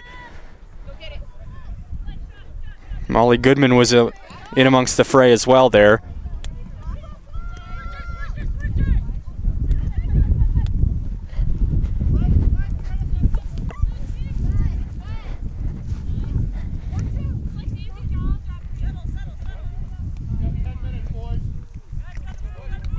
Ten minutes to go here. UMPI leads 5-0. They had 4 in the first half, just 1 in the second half. Lyndon has held strong.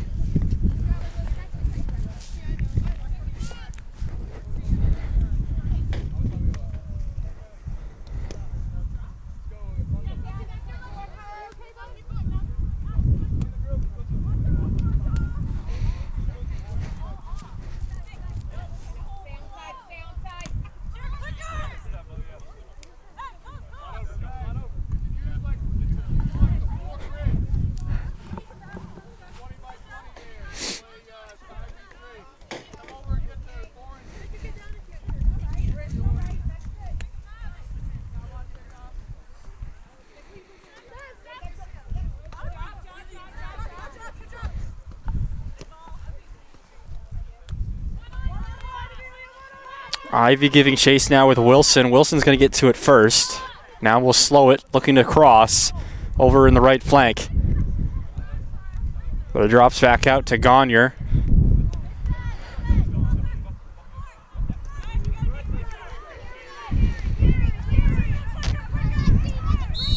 That'll be a foul against Lyndon.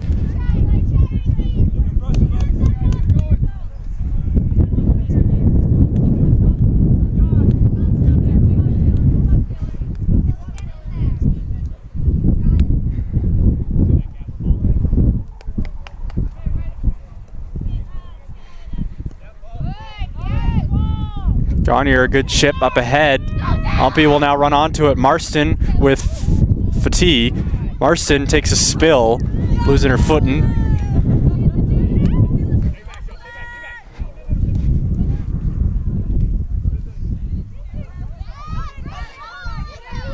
Brianne Fortin with Miller. Miller is able to clear it before Fortin could get there.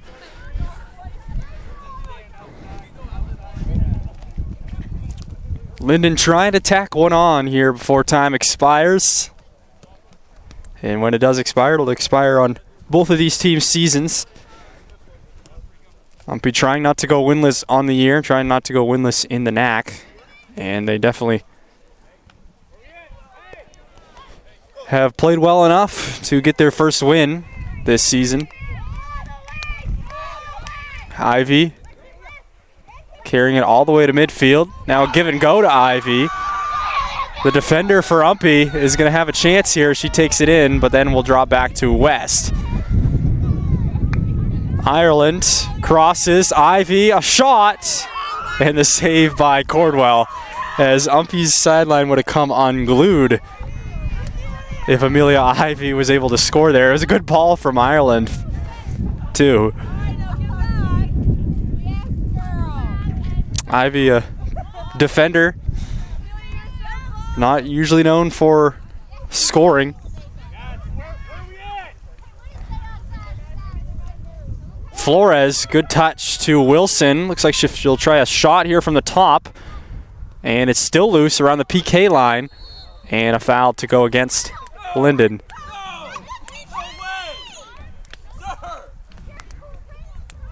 So UMPI's going to play it short.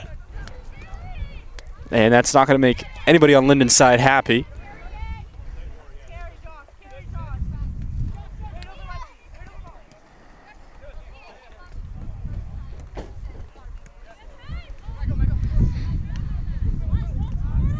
Fortin.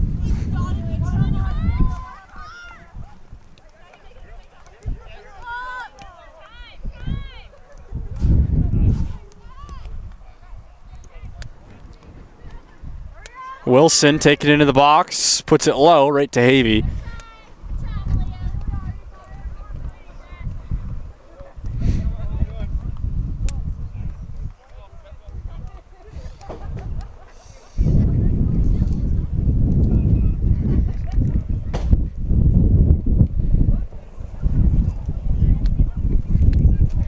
Ireland touches up ahead, but Fatih is there running into West. Both number 9s battle for it.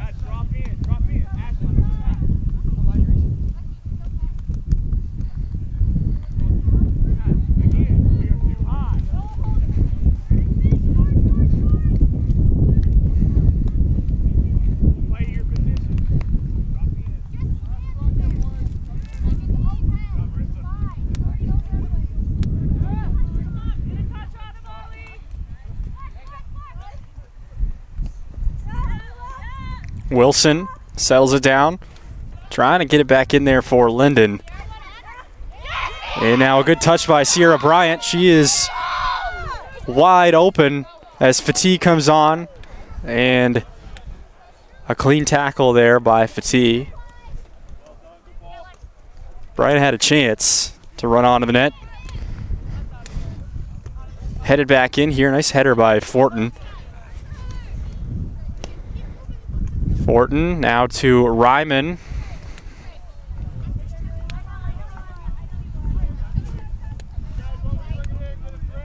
Ryman with it for Lyndon.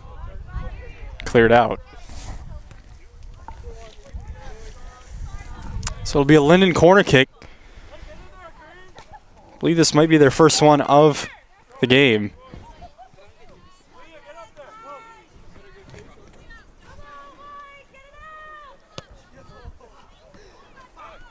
Ryman to take it, hits it low. Touched by Gagne. Now to the top of the box.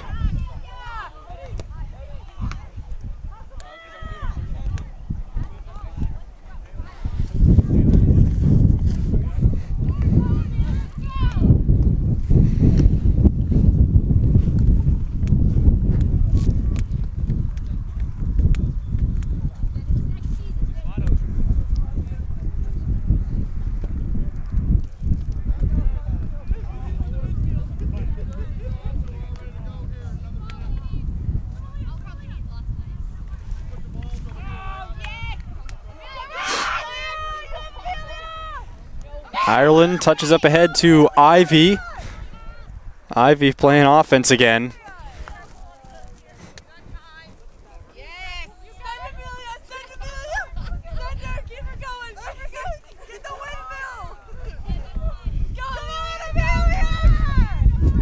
Time running out here on this one. UMPI leading 5-0.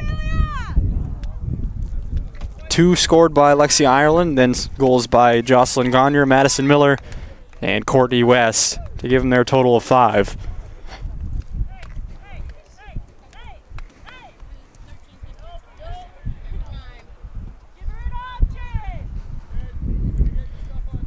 Throw comes in.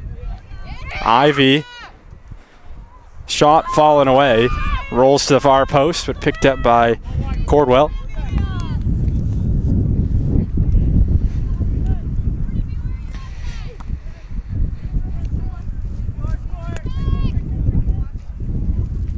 Ireland at the arc. Touches looking for Ivy.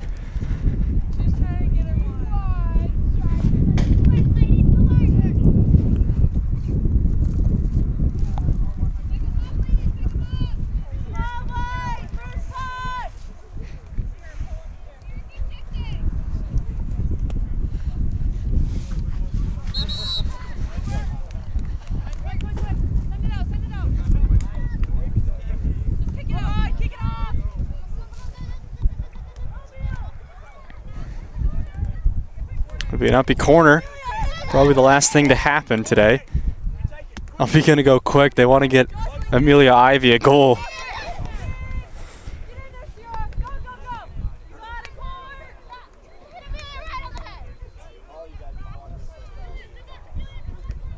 They go quick. West gets it into the box. It's headed away. 20 seconds or so to go. UMPI's got to take it from way back here.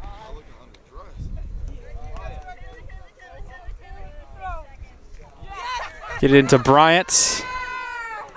Cleared away.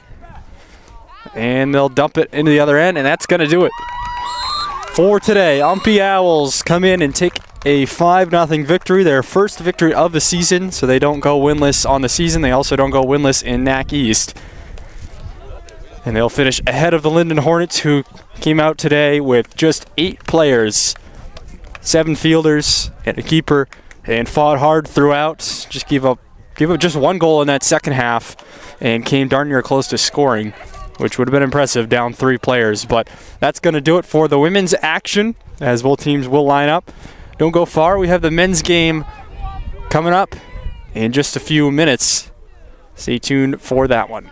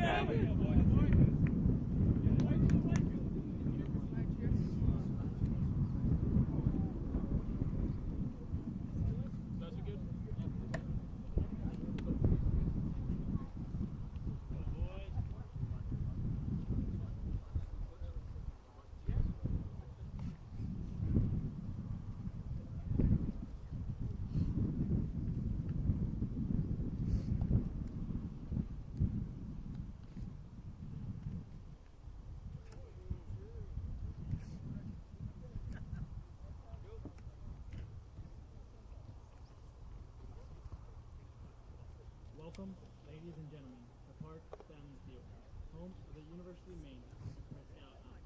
Today's matchup features the Hornets of University of Lyndon and your own University of Maine at Presque Isle. At this time, ladies and gentlemen, we'd like to introduce the starting lineup for each team. First, for the Hornets, number 4, Jeffrey Glass. Go, Jeff! Number 5, David Grounton. Go, David! Number 6, Matthew McGann. Get back! Number 9, Gilbert Flores. Go, Gilbert! Number 11, Charles Sowalker. Go, Charlie! Number 13, Guillermo Joaquin Ortiz Garcia. Go, Guillermo! Number 14, Colton Lyndon. Go, Colton! Number 16, Patrick Osborne. Go, Pat! Number 17, Sam Reed. Yes, Sam! Number 21, Quinn Bressler. Go, Quinn! In goal for the Hornets, number 1, Robert McDonald. Go, Robert! The Hornets are coached by Chris Gilmore and assisted by Brian Moore. And now for your own Owls. Boys! Yeah! Number 3, Nyden Reed. Yeah! Number 5, Hayden Bates. Number 6, Reese Carter. Number 7, Isaac Dorr. Number 8, Jacob Seinberg. Number 11, Eduardo Figueroa. Number 15, Ramar Shirley. Number 21, Stephen Nader. Number 26, Joshua Valavez. Number 31, Joshua Atop. In goal for the Owls, number 1, Kobe West. The Owls are coached by Alan Gordon and assisted by Gary Stevens. Our players today are James Bain, David Connor, and Bradley Oliver. Welcome back to Park Family Field here on the campus of UMaine at Presque Isle. We're just about set for the men's matchup between these UMPI Owls and the Lyndon Hornets. In the women's game, Presque Isle picked up a 5-0 victory for their first win of the season. And this is the last game of the season for both the men's teams as well, as both have been mathematically eliminated from NAC East play to get into the top 4. UMPI has a chance to get into the number 5 spot with a win today. They'd be 2-4 in NAC play, as they just picked up their first win all season yesterday at the Leslie Lynx down in Cambridge, Mass. Lyndon was in Farmington yesterday.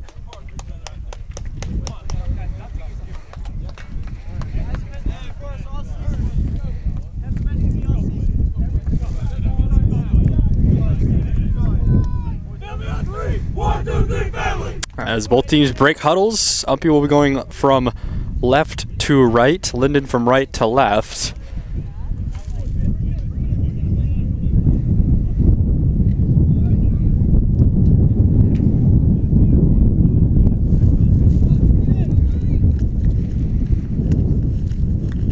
We'll look at the starters today. First for the Lyndon Hornets, in goal we have Robert McDonald. Then out in the field, Jeffrey Blaise, David Gratton, Matthew McGeehan, Gilbert Flores, Charles Schwenker, Guillermo Joaquin Ortiz Garcia, Cotlin Leduc, Joseph Patrick Osborne, Sam Villa, and Quinn Bressler. For the Hornets on the side for Presque Isle, in net, Kobe West gets the start for UMPI. Been the backup keeper most of the season, backing up Xavier McAtee. He gets the start today on Senior Day. And in the field for the Owls, Steve Nader, Hayden Bay, Jake Schoberg, and Reese Carter. That's the defense. Manny Valdez, Isaac Dorr, Nyden Reed, Josh Thomas, Ramar Shirley, and Eddie Figueroa round out the starting 11 for the Owls. Ortiz Garcia to kick things off for the Lyndon Hornets. They'll be going right to left. They will go against the wind in this first half. UMPI will go against the wind in the second half, much like the women's game went. Off the kickoff, they chip it up ahead into the UMPI front. the UMPI defensive front, I should say. Eddie Figueroa settles it down for the Owls. And we're off to the races here as Ramar Shirley going to give chase. Now Shirley gets free. He might have a shot here. Ramar Shirley out, and an immediate goal for the Owls. Here at home on Senior Day, they go right through the Lyndon Hornets defense. And a nightmarish start for Lyndon as they had the kickoff. UMPI counters, and Ramar Shirley puts it in the back of the net. Make it 1-0.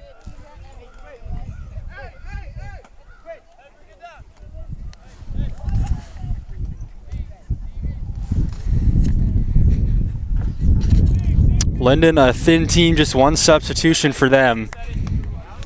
UMPI much deeper.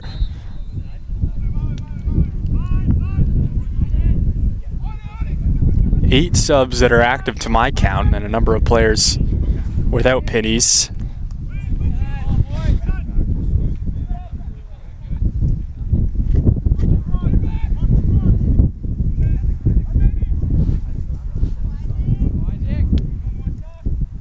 Ortiz Garcia dropping it back. Now at midfield, UMPI's going to look to attack quick again. Lyndon getting back on defense here. Figueroa crosses it in. Shirley, a touch. Out comes McDonald. McDonald's there to scoop it up. It could have been 2 quick goals there for Shirley, but McDonald jumps on it.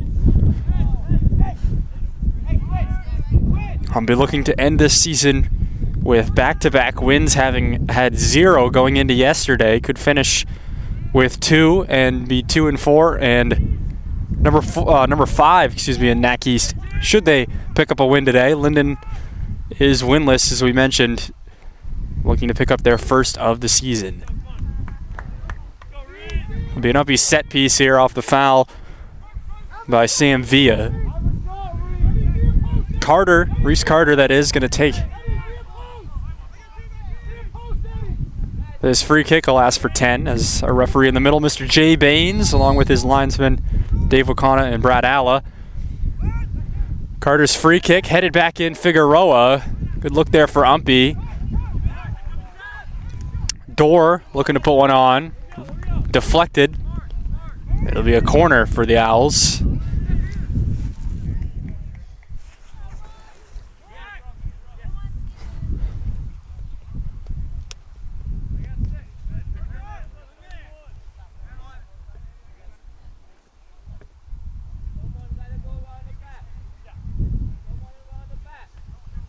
Shirley, the corner kick bent into the net, across the line there. Wanted to say into the net. That's looked like that's where that was headed, but it just goes out the end line. It'll be a goal kick. A lot of bend on that corner from Carter.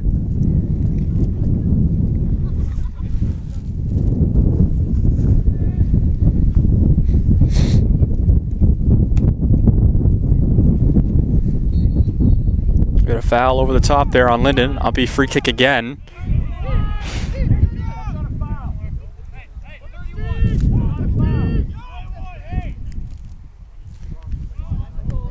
And off the free kick, it's off the hands of the keeper, and it's in. UMPI with 2 quick goals to start this one, as McDonald jumped up for it. Wasn't able to keep it out. And off the foul near midfield, UMPI scores directly off that kick.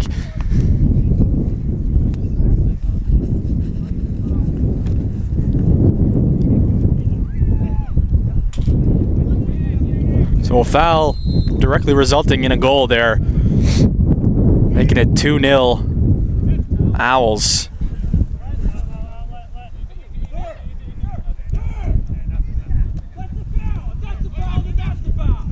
And the Lyndon bench already up in arms here at the officiating to start this one. Not happy at the call that went against them that resulted in the goal, and then also not happy at this no call down here.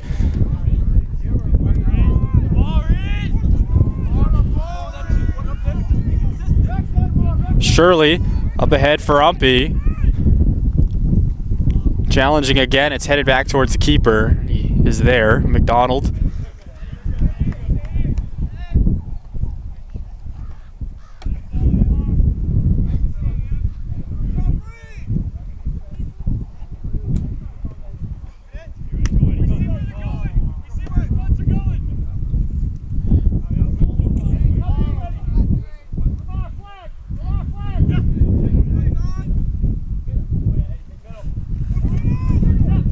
Shirley into the top of the 18.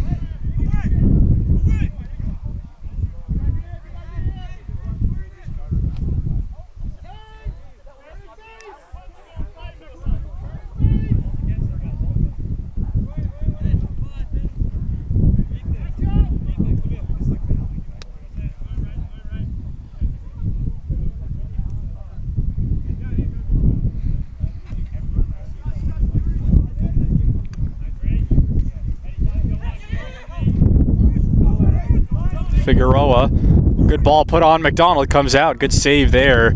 Make sure Umpy didn't get a flying header. It would have been dangerous territory there for Lyndon.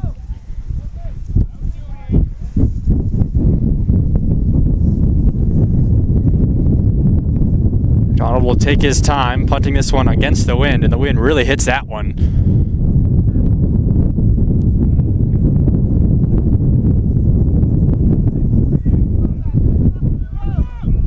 A steady wind up here on the hill. The Park Family Field, part of Umpy's campus.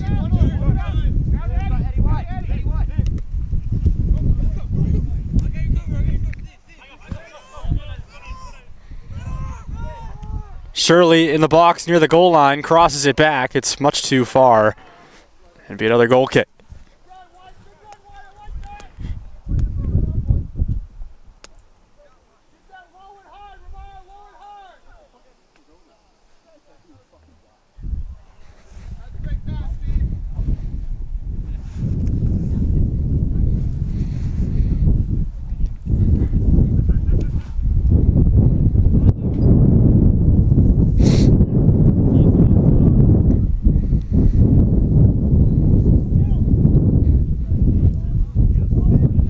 Here's Lyndon now countering. Cross attempt there by Osborne. And Osborne will now throw it in as it was deflected out by an Umpy defender. Sends it back outside. Flores. Now it'll be an Umpy throw.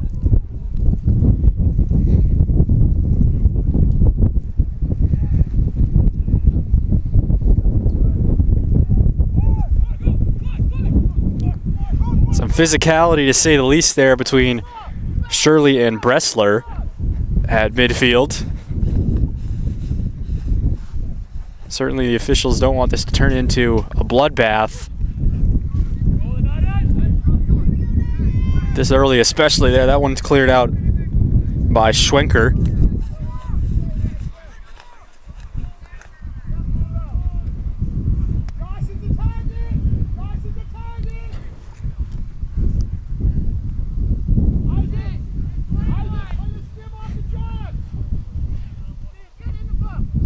Throw comes in from Carter.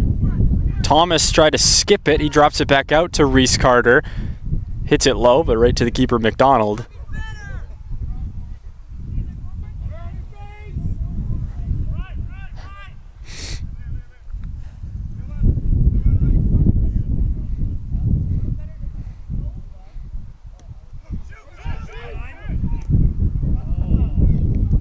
So I'm counting 10 players, including Xavier McAdie, who's usually the keeper for the Owls, in shin guards there on the sideline.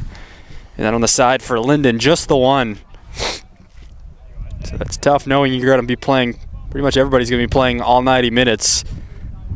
Whereas Umpy will have the luxury to make substitutions. Of course, once you sub in the first half, you cannot re-enter, and then the second half you can re-enter only once. But still, having that safety net, not having to have everybody out there, whether they're hurting or gassed.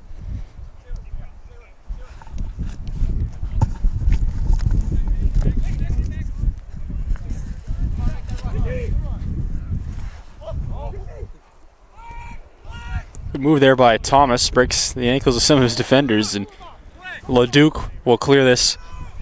Umpy will throw it in quickly. It's behind Shirley and then cleared out by McGeehan. They put it back on, backpedaling MacDonald.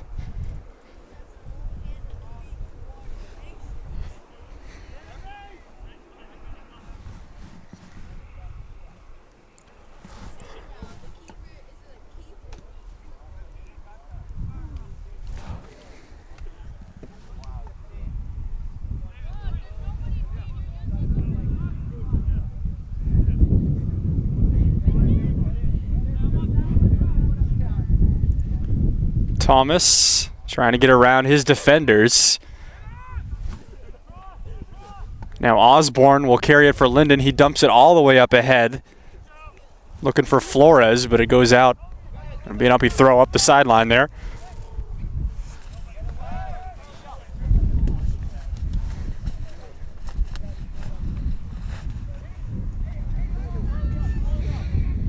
In on net, Kobe West comes out, calls keeper, his first touch.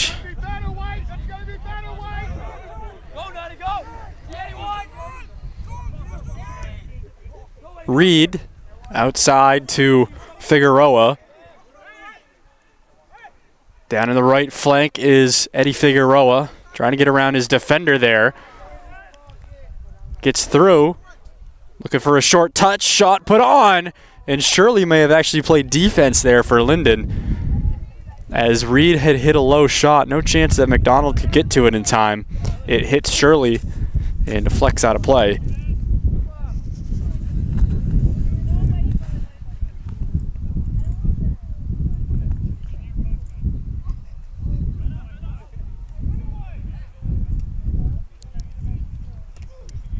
Collision there in the middle of the field. Bay settles it for UMPI. Figueroa tried to get a touch on it. Goes out of play.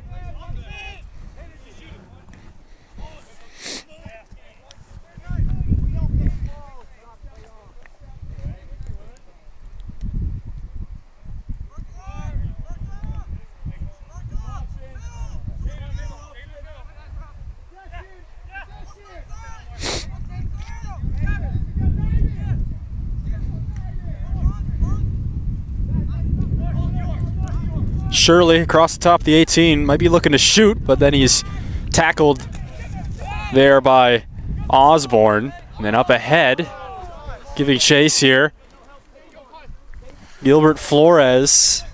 Flores looking to cross it, but he's defended there by Jake Schoberg.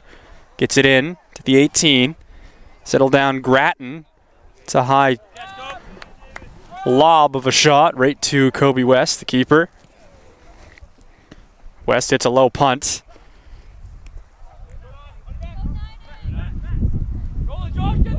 Now Josh Thomas going to try to win a foot race here, but it's cleared out by Schwenker.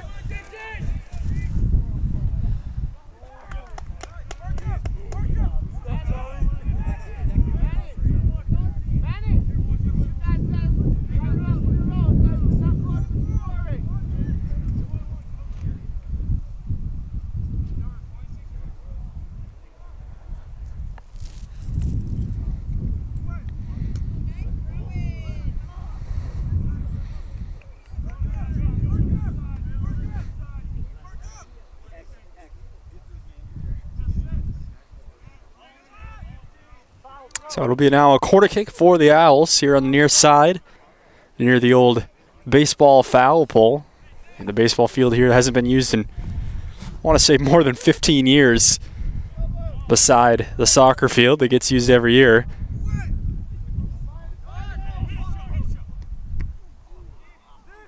In the box, Carter tried sending it back on. Now Schoberg puts one on right to MacDonald. Jake Schoberg all the way from the backfield comes up and had a good look there. So UMPI still leads just 2-0. They've had plenty of opportunities and have capitalized on two thus far. Their very first one made it 1-0 less than a minute into the game. Shirley, good cross for Figueroa, heads it back, and then trying to volley it out of the air there was Reed. Would have been a skillful touch if he was able to get that low enough, but it goes over the crossbar.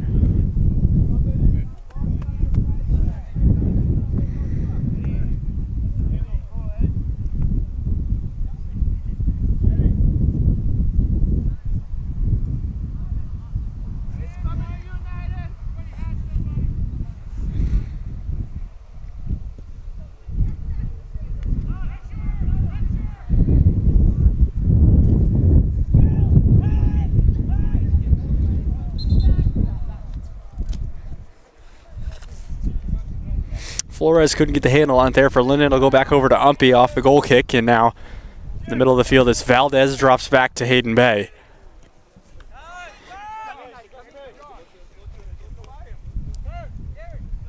Nader Meggs there, his defender, and now we'll have Reed in the middle of the field. Touches up ahead, Thomas looking to shoot it, now into the 18. Thomas cutting it back. It's a low rate to MacDonald.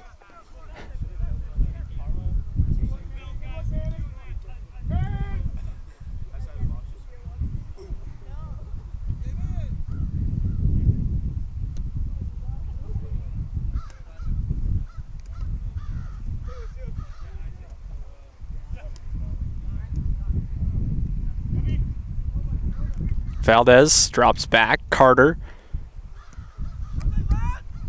sends one in. LeDuc is able to clear it for the Hornets, and now going the other way, it'll go all the way to West, who will play it low on the ground to Schoberg.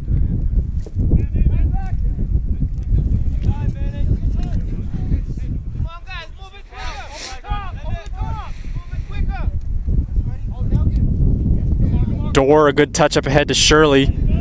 Shirley trying to send to Figueroa. Will keep it now. Crosses it. Headed in the air. And then Thomas tries hitting it low.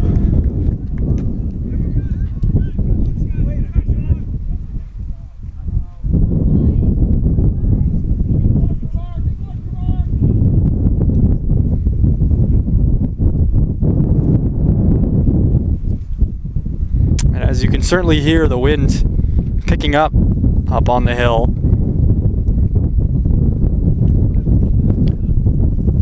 Not protected whatsoever here from any trees, so the wind kind of whips through, which can be a factor in a soccer. It can definitely be a factor on a natural grass field too. The ball just does not roll up here,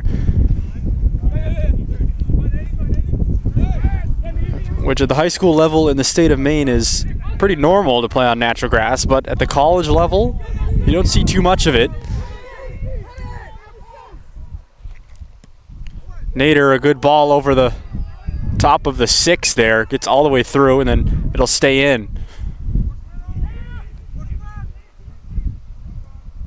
Now here's a shot right over the crossbar by Reese Carter, almost on frame.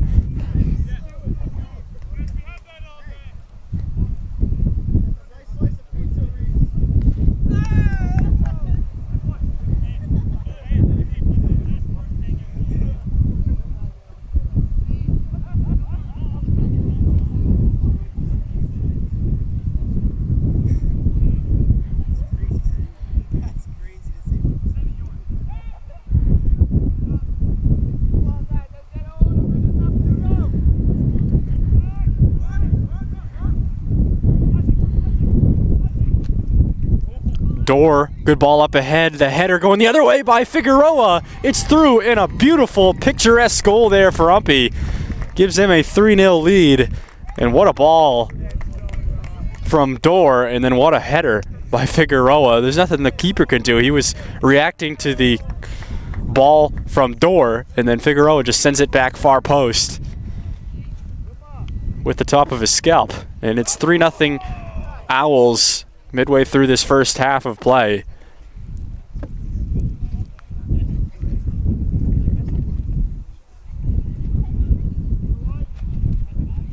So that'll be Eduardo Figueroa at the assist from Isaac Dorr.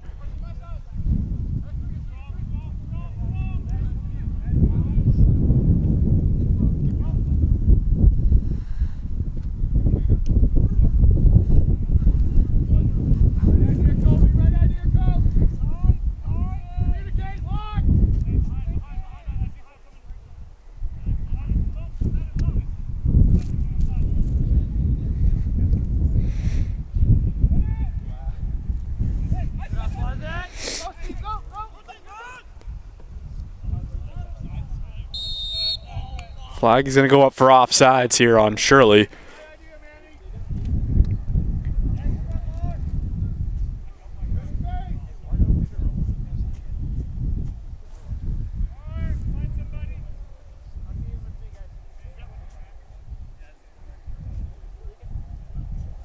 So right now goals scored by UMPI. First one was from Shirley basically right off the kickoff, first 20 seconds or so of the game, and then Reese Carter came not long after, and then a big gap until Eduardo Figueroa made it 3-0 just a few moments ago.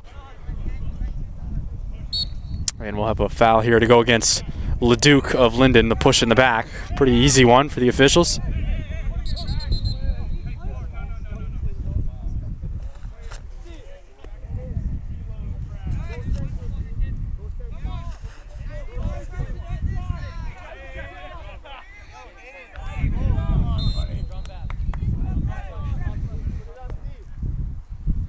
Hayden Bay going to take this free kick right into the top of the 18.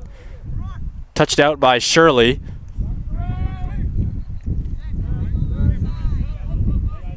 Nader to Dorr. Back to Steve Nader in the box. Shot near post, sneaks it through. Steve Nader makes it 4-0. That's a good goal as well for UMPI. So 2 back-to-back. Very pretty goals, and that's a great shot going near post as the keeper MacDonald was expecting it to be far post. And he sneaks it inside the left hand of MacDonald. Great goal, great shot by Steve Nader. Nader in his last collegiate game here today on senior day.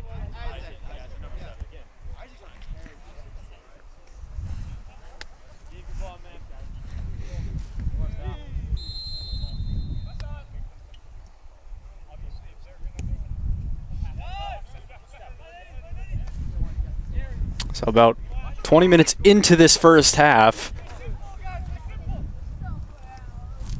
UMPI with 4 goals breaking through offensively today. They picked up their first win yesterday, we mentioned, over Leslie, 2-1. On goals scored by Ramar Shirley and Nyden Reed. And then some great goalkeeping play by McAdie. McAdie starts the day on the bench today for the Owls.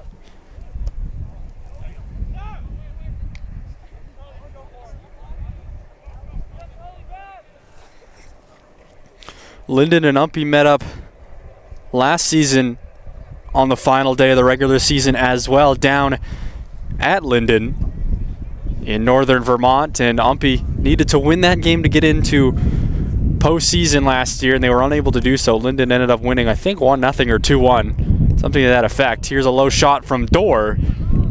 Diving on it is MacDonald.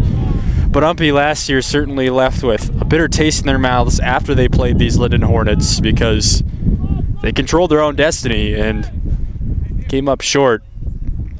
Were unable to win and get in. It would have been the first time they'd been in the playoffs in a while, and then this year lost too many NAC East games earlier in the year and find themselves with no chance going into today. Best they can do is finish 1 game behind the number 4 seed, who will be the last team to get in. Husson, the number 1 seed, is going to go through the Husson Eagles yet again this year for soccer. On the women's side, Leslie will host, but Husson will host on the men's side. Whereas last year, Husson hosted both men and women. So a couple of subs here for the UMPI Owls.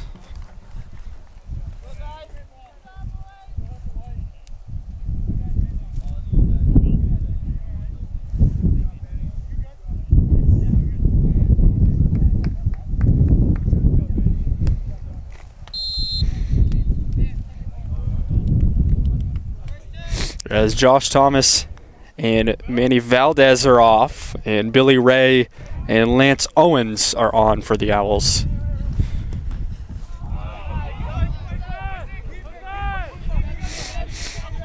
Steve Nader touches it outside. Ray fighting through.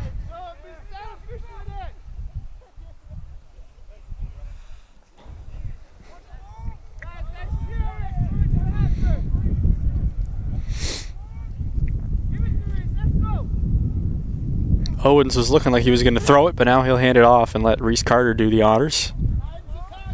Carter will step down the hill there and run up into it. Strong throw to the middle of the box, but it's headed out by Lyndon.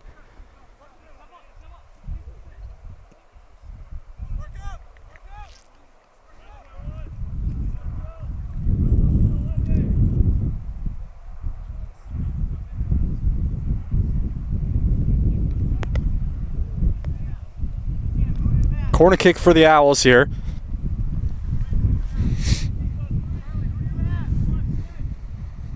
It's a door to take it. He plays this one really high.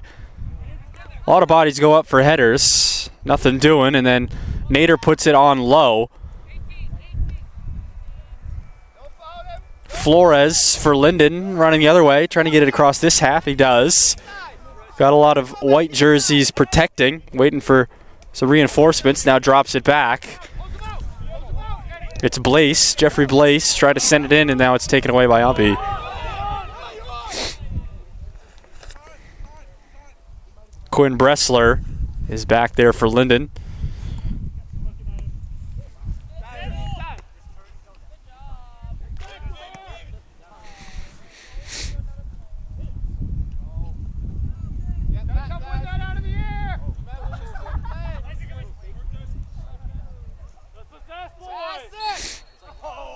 A foul against Lyndon, much to the coach's chagrin. But other than, there's been just, I think, 2 or 3 fouls this whole game. Maybe 2. They've both gone against Lyndon.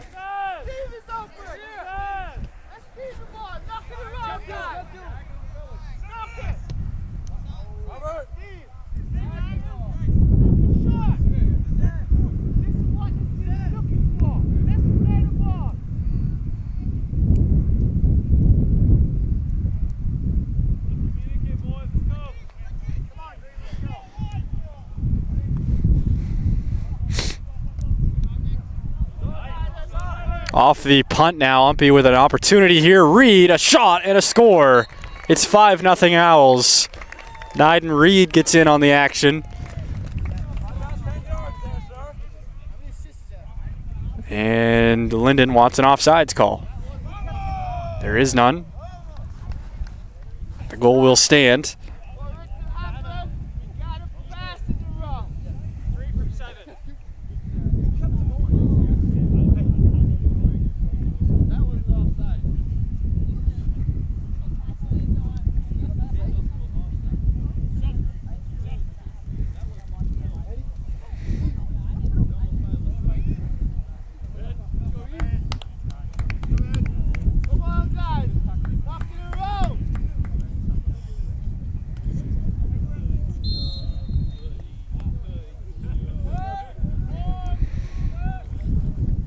So right now, Nyden Reed, Reese Carter, Eduardo Figueroa, Ramar Shirley, and Steve Nader with the goals. So 5 different goal scorers for UMPI, spreading the love around.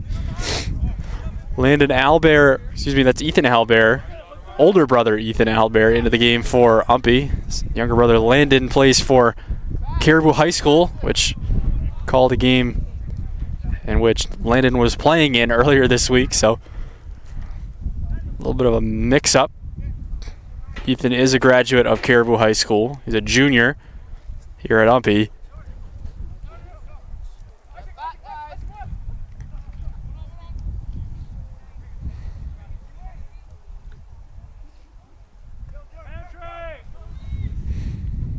Billy Ray on the far side, trying to cut it back. Cleared out there by Charles Schwenker. Pretty fun name to say, Schwenker. Defender for Lyndon.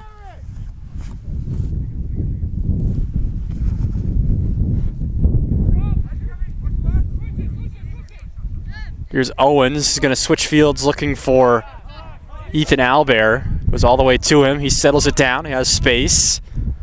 Looking what he wants to do with it, and then sends it on right to MacDonald.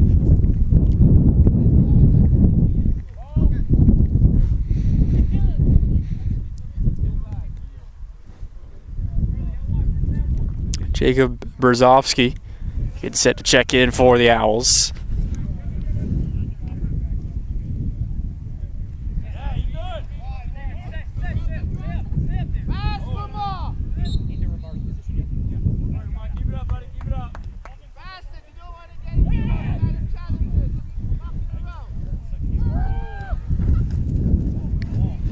Carter, a good ball up ahead. It's chested down by Nader, but they rule Nader was offside.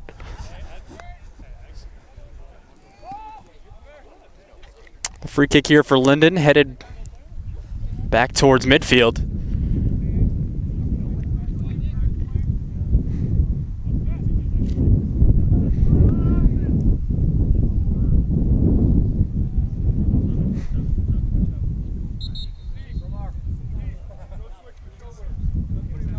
So Brzezowski's in for Shirley. UMPI will make a bit of a switch here as they send Nader back and Schoberg up.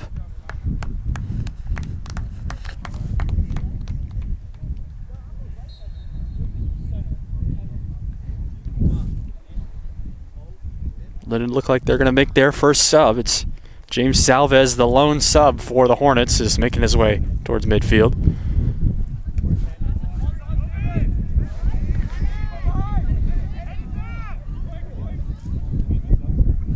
Back in the UMPI box here, Albert trying to turn it back upfield to clear it. He does, towards the middle. Brzezowski tried to settle it. It's back to Dorr and now touched to Schoberg.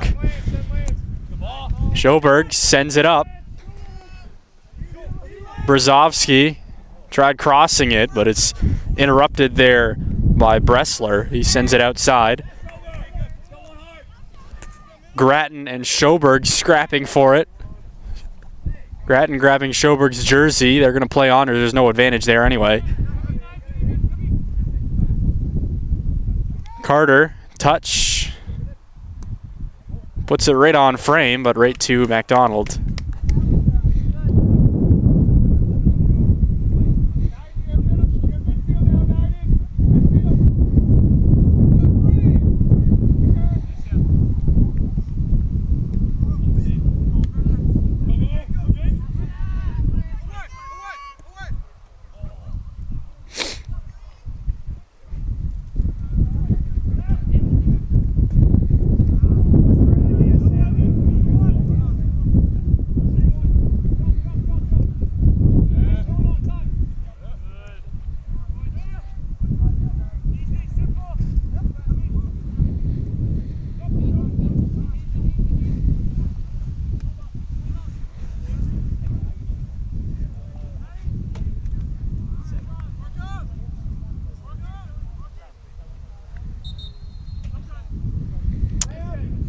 Matthew Adrian is going to come into the game for the Owls, as does James Salvis for the Hornets. Adrian's going to begin for Isaac Dorr.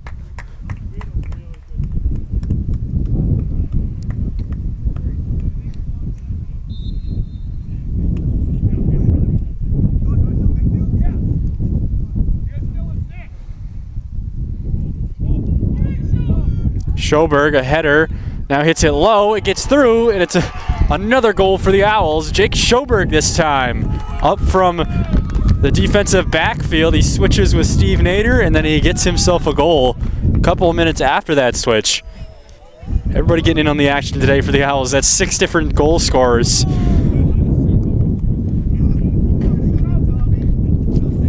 And looks like they'll get another sub. Kenan Bean is in. He'll be in for the goal scorer, Jake Schoberg.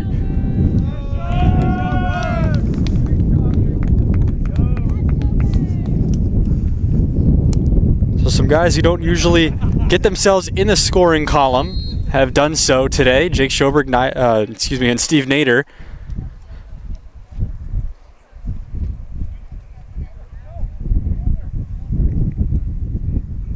Reese Carter as well, a midfielder.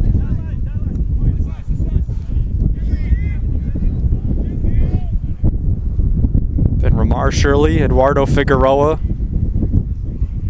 And there's one more slipping my mind right now, but UMPI pouring it on here early, up 6-0.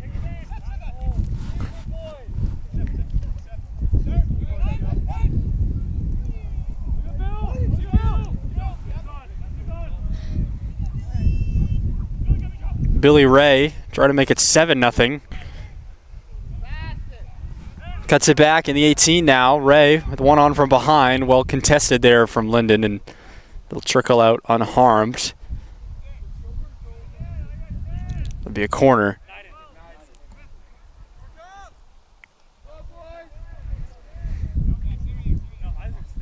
So UMPI with this comfortable lead, getting some of the guys that don't always get solid minutes into the game. A lot of starters are standing over there on the line. Figueroa, Schoberg, Thomas, Valdez, Shirley, all out.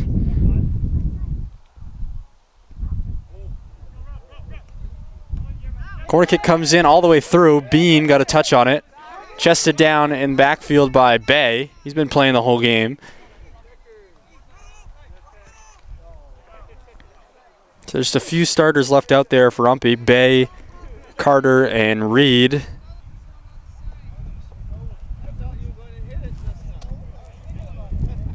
Along with Steve Nader, has also been playing the whole time.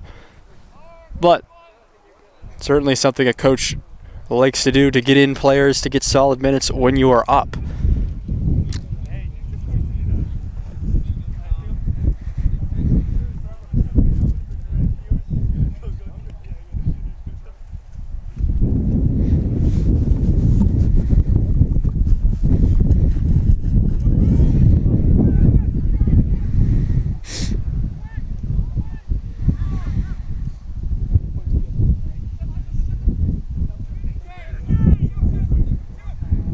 Nolan Christensen getting loose here, about ready to go in for UMPI.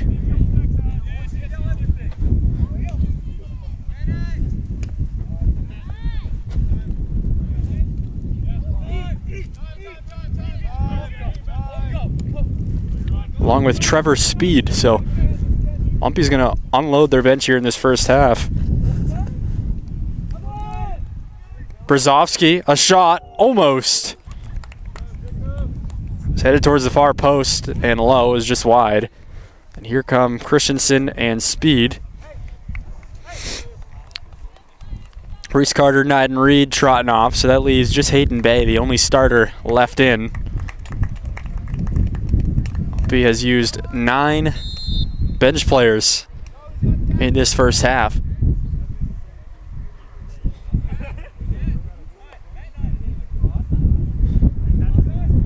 Bay and Nader, excuse me, the only 2 starters left. So 8 subs they have used. Bean tried sending it there to Brzezowski.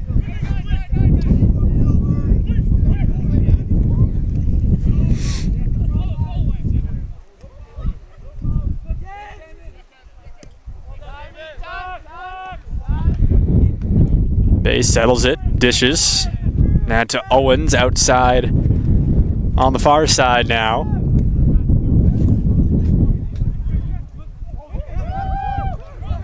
Here's Speed, drops it back. Looks like we're going to have Xavier McAdie get ready to go in, and it looks like he's going into the field. So they are really unloading.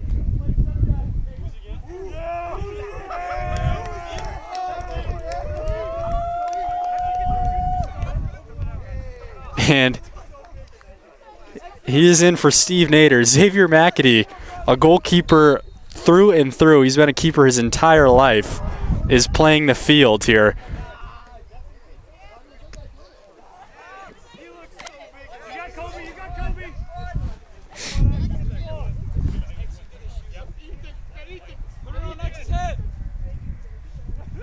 So now Hayden Bay, the only starter not to be used, and they've unloaded everybody, so he's going to play the entire first half.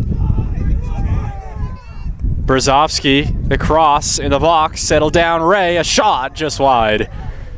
And that was Xavier McAdie in the fray.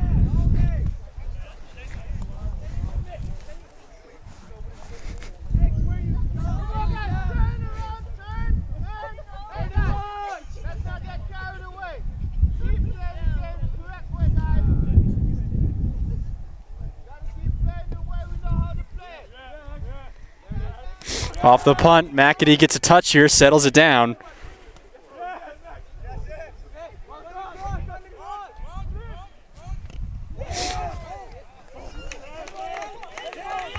It'll be a corner here. It looks like McAdie might be taking it. No, it'll be Ray to take it. They want to get McAdie a goal. The entire starting lineup for UMPI on the bench here.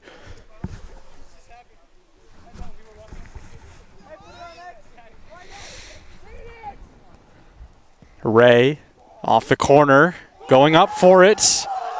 McAdie came in, flying in, takes a spill, it goes out. It'll be a goal kick now. McAdie almost had a look there to get a goal.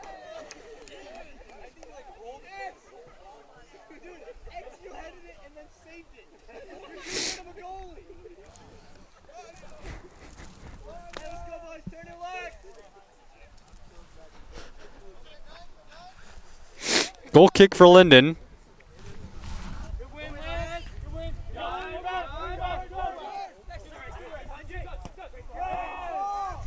McAdie touches it outside. Brzezowski going to cross it again. It was deflected.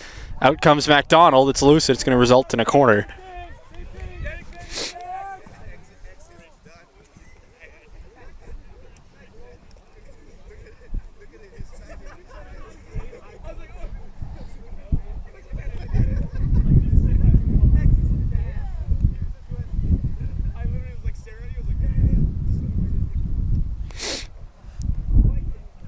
Ray hits this corner again. Now coming onto it is Christensen.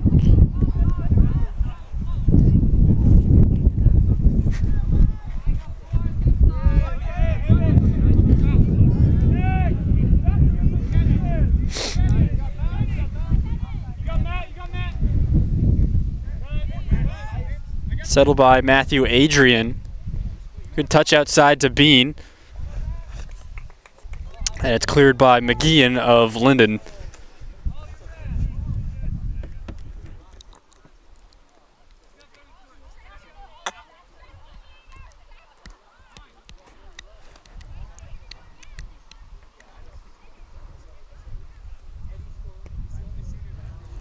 Brzezowski, a corner, a header, and a goal! It's Xavier McAdie.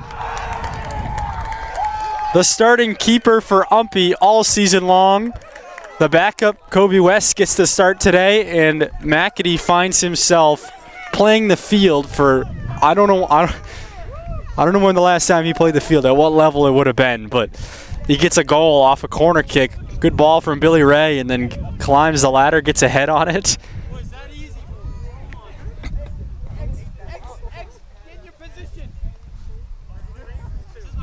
So it'll make it 7-0 now, UMPI. The lead in the first half.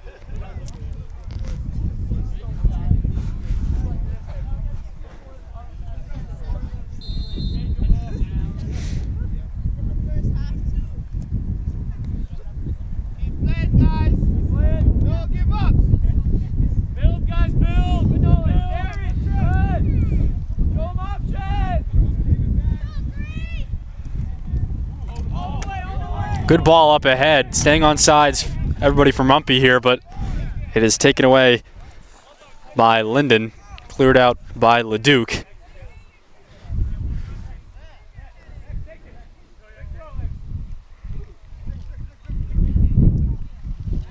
So 7 goals by 7 different players for UMPI.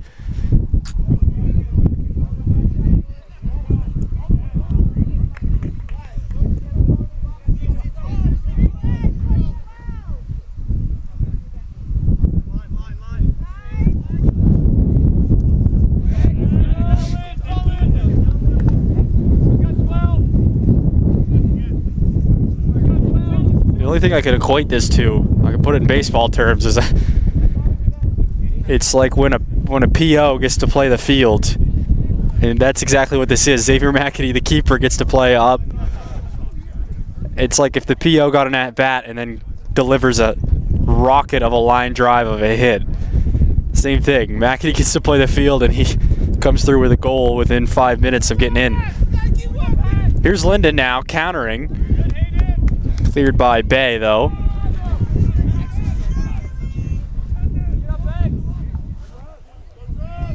Now come the jokes from the UMPI bench saying that McAdie is tired out there. Keepers don't usually have to worry about cardio so much. Flores here for Lyndon, looking to cross it.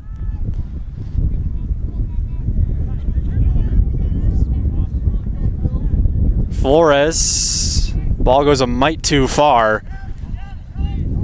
Blaze with it, sends it back in the middle. Lyndon's still keeping it for now. Chip back in, and then now McAdie will have it.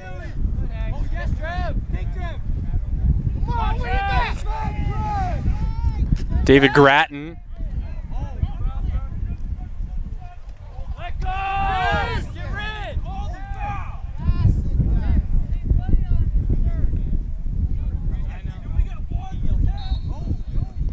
And a couple bodies go down, and it'll favor UMPI. Guys, let's build.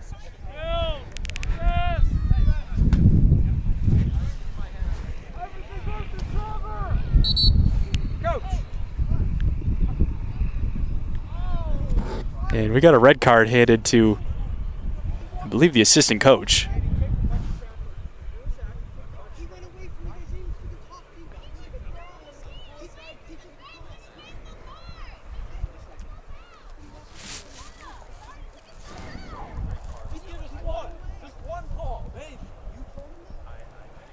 So it's a red card awarded to an assistant coach here for Lyndon, and that'll cause a stop to the action.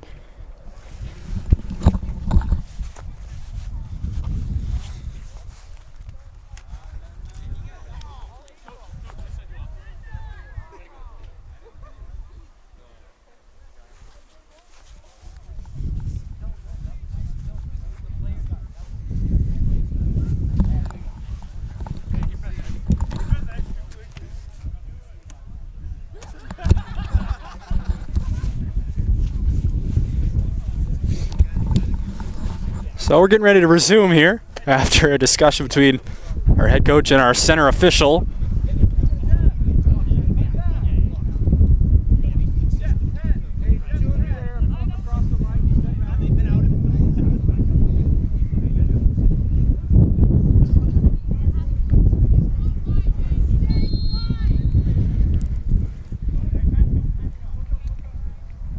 And we're ready to get back going here. Final minutes of this first half. UMPI with the commanding lead, up 7-0. If you're following along here, no score bug today. Or the score bug isn't operable today. So if you're following along with live stats, you'll see that 7 goals, but by 7 different players for UMPI, as they've gotten a lot of subs into the game. All but one starter has been subbed out for. And some guys that don't usually score, one of them being the usual starting keeper. The most recent goal, Xavier McAdie.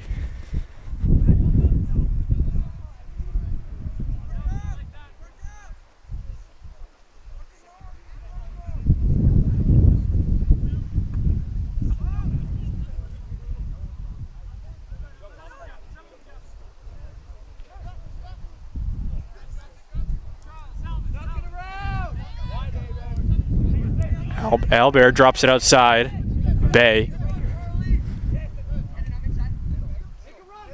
Now Kenan Bean with it. Touches back. McAdie and now into the 18.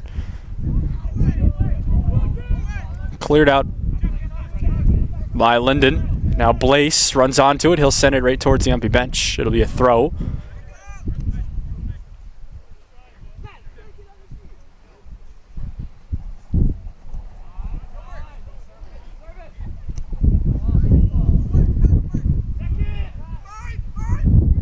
Keeper calling for it. McDonald comes out.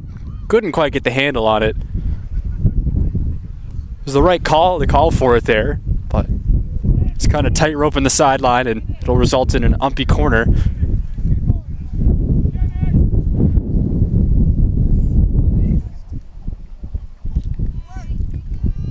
Brzozowski off the corner. It's loose in the box.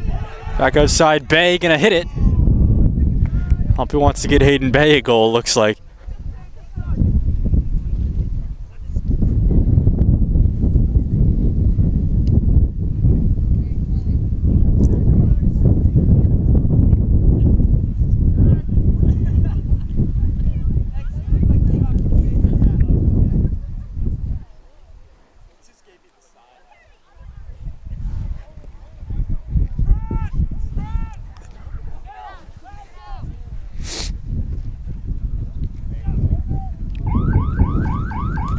The horn sounds. That does it for the first half of play. UMPI 7 goals, all by different players, as they've unloaded their entire bench and have a commanding 7-0 lead over the Lyndon Hornets. We'll be back in 15 minutes for the second half of action here on UMPI Athletics.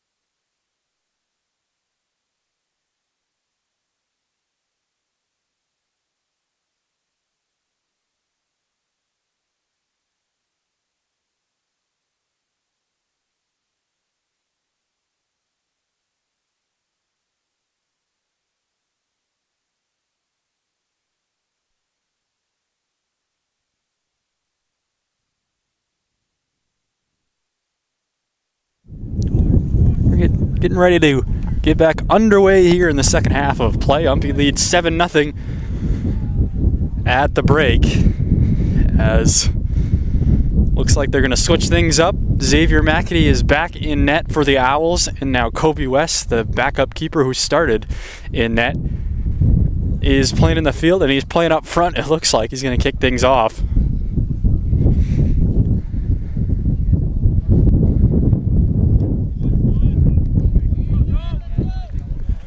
Lyndon with all of their starters back out there,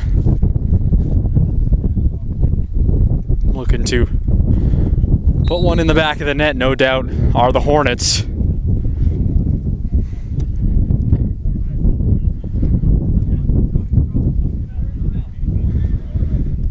Figueroa's going to swing it all the way to the other side of the field. A lot of their starters are back in here.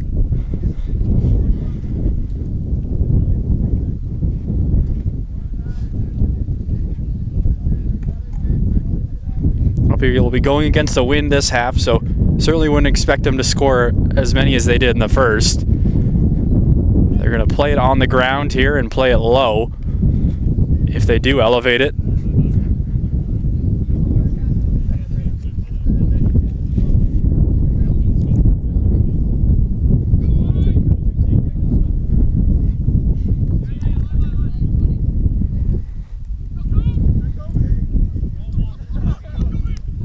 West will get his first touches from the field, and for both McAtee and West, it's been a long time since they've gotten to play the field. They were both pure keepers back in high school. Here's Ramar Shirley running onto it for UMPI. And it'll be an UMPI corner kick out the gate here.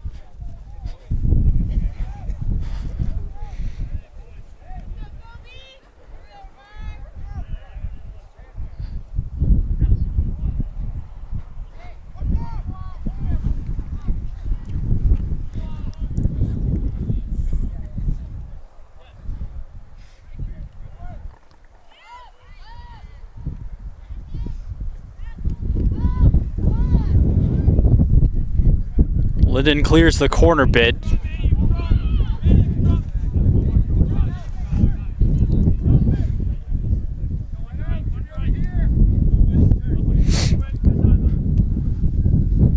They drop it all the way back to McAtee. Just talking to his parents at halftime, and they both said the last time Xavier McAtee played in the field, not as a keeper, was his 6th grade year in middle school. And that would be 8 years ago. So through middle school and high school was a keeper, college, straight up keeper, and then gets his first minutes in the field. Probably 5 minutes into that action, he hit a beautiful flying header to give UMPI their 7th goal.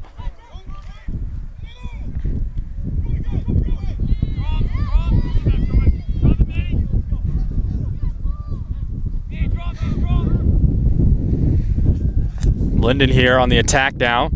Gilbert Flores with it. Flores with Schoberg challenging. Schoberg will take it away.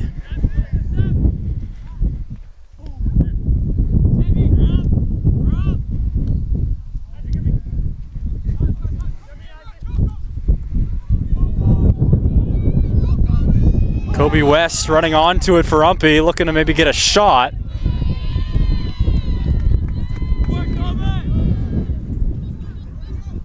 It'll be an UMPI throw now for Reese Carter.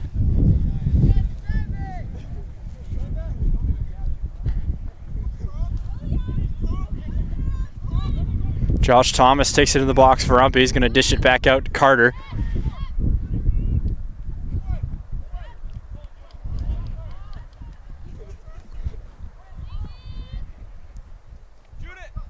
West turns on it, puts a shot on.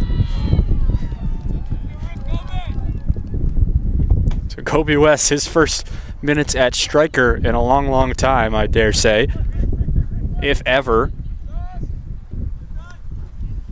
Flores settles the punt for Lyndon now with the wind at their backs. They're going to try to attack here. Perhaps a bit more in this second half than they did in the first half.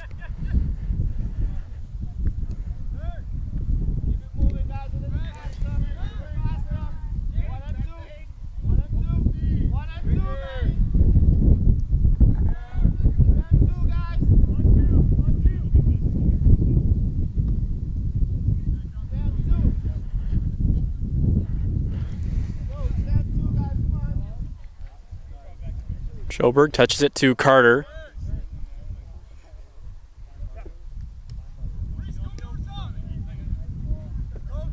There's West at midfield. West switches fields outside to Nader. Back inside now.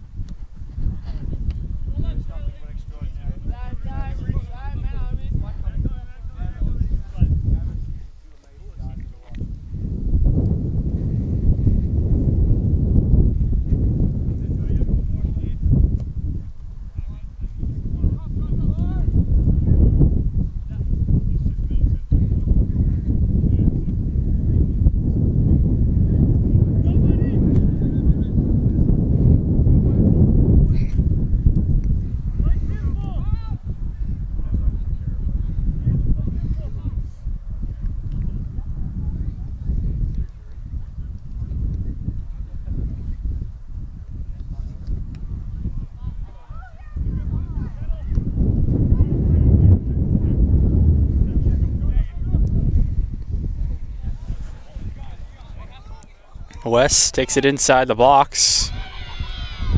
Take it away there by Lyndon and cleared away. That's a play there by Matt McGeehan.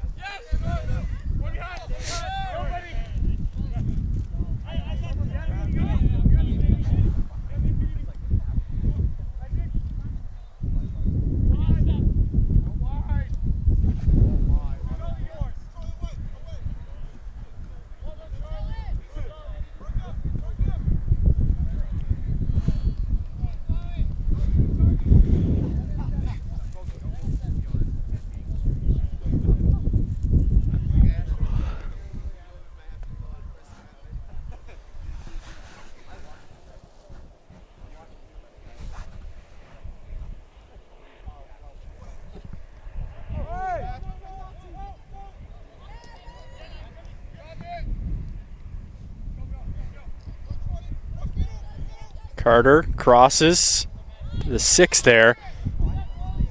Now it's back out Reed. Good move. Reed looking to lob one on, but now Lyndon, well defended, will clear it away here with Gilbert Flores looking to attack. Not before Schoberg could touch it away from him though.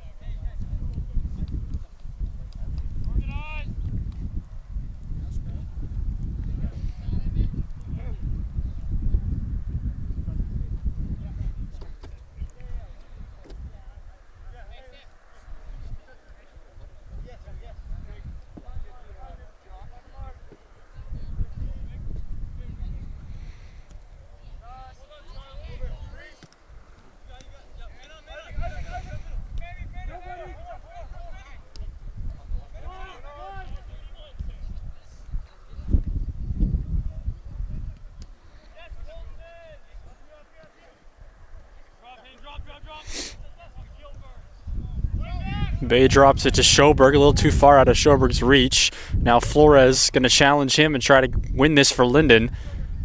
He does. For a second, Flores to the top of the 18, cuts it, tries to put it on frame, but nobody's there. Flores draws a nice applause from the Lyndon women's team, seated over to the far left side of the field.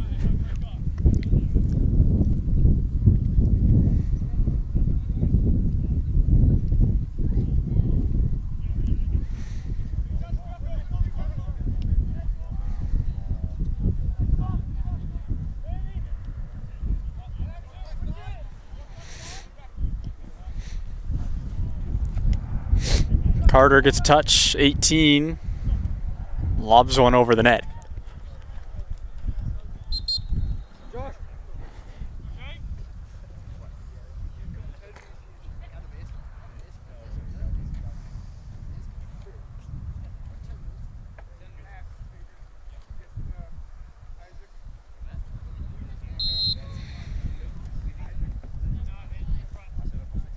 Josh Thomas is off. Jake Brzezowski is in as Matthew Adrian gets ready to go back in for UMPI 2.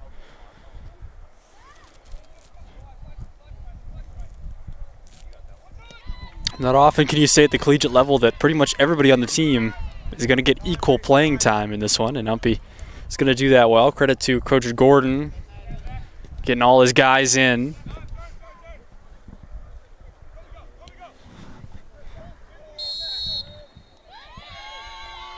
Get a whistle for offside.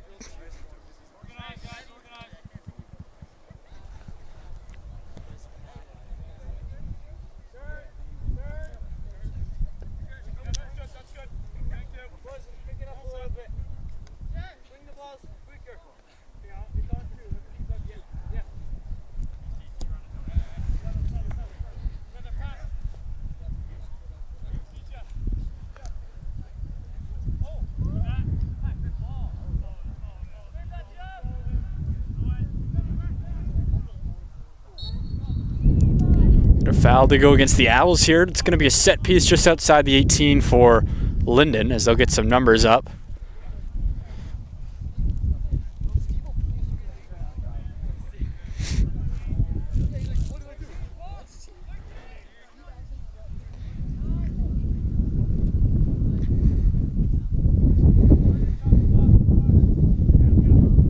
So Lyndon with an opportunity here, a set piece just outside the box. See what they do with it.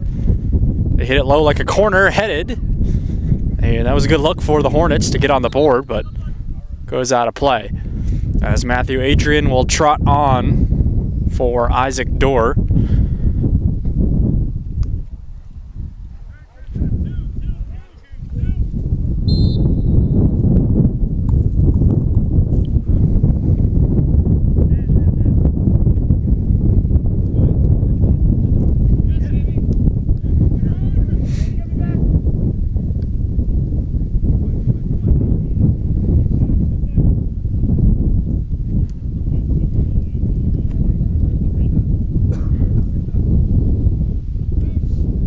Schoberg and McAtee will play keep away here deep in UMPI's end.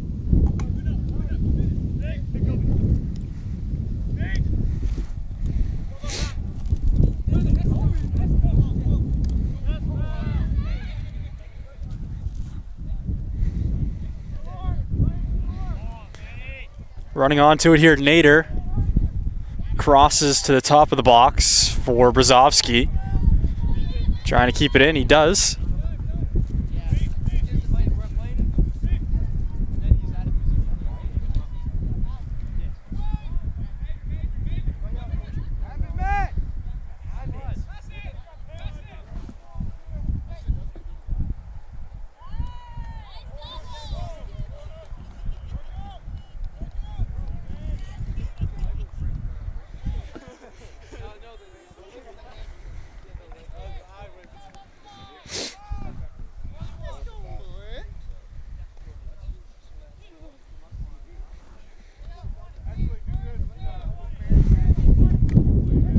Brzezowski to take a corner here for UMPI.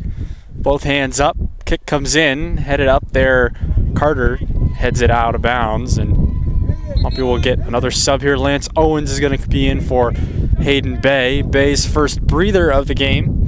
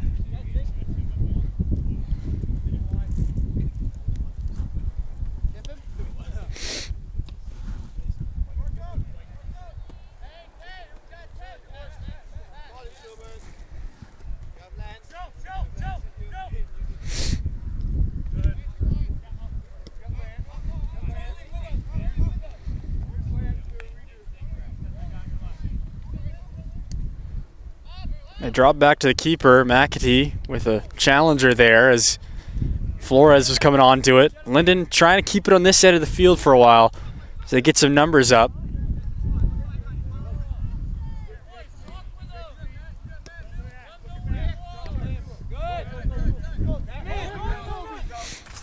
Adrian up ahead, West, with McDonald off the line. West was running on.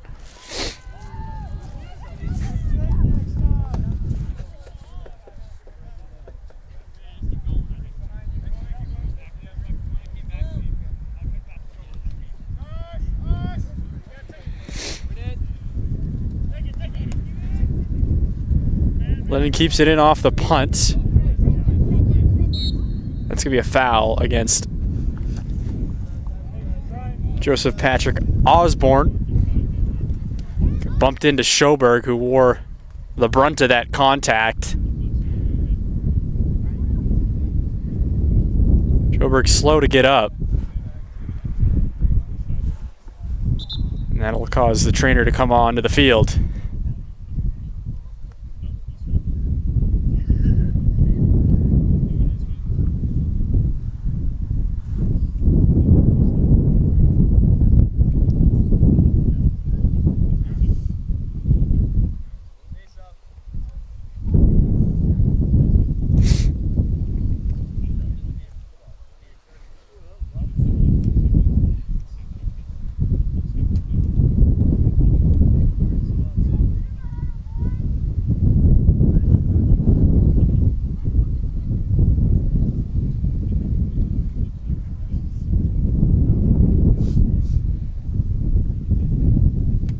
Sportsmanship there as Osborne goes over and apologizes for the contact as Schoberg still getting tended to here by our trainer. Teams will get a water break for a minute.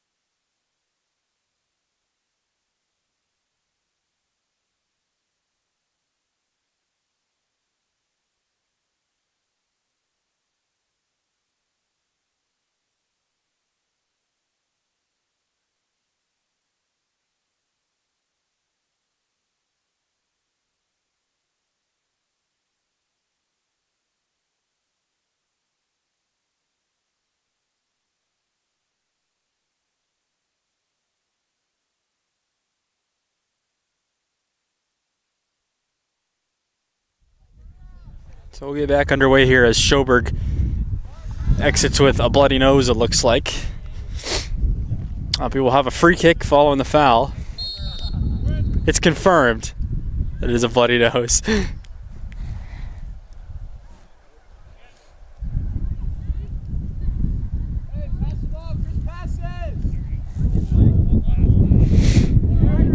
Adrian at midfield. Thanks to Schoberg himself for confirming that. I guess he must have heard me. Here's Patrick Osborne sending up ahead Ortiz, running onto it, but flag for offsides.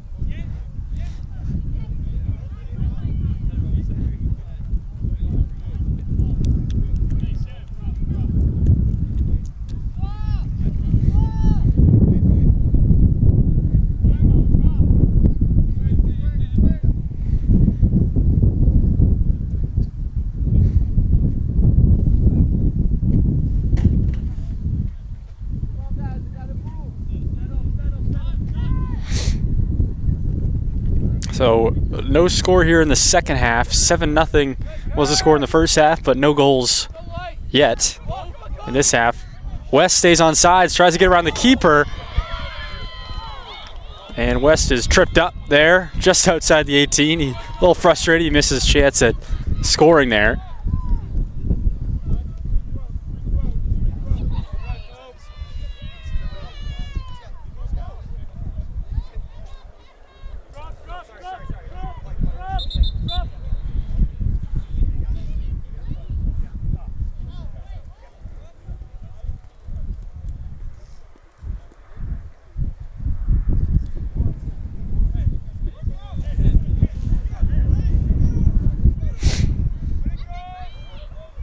Strong throw from Carter into the box. West tried to turn on it and send it in.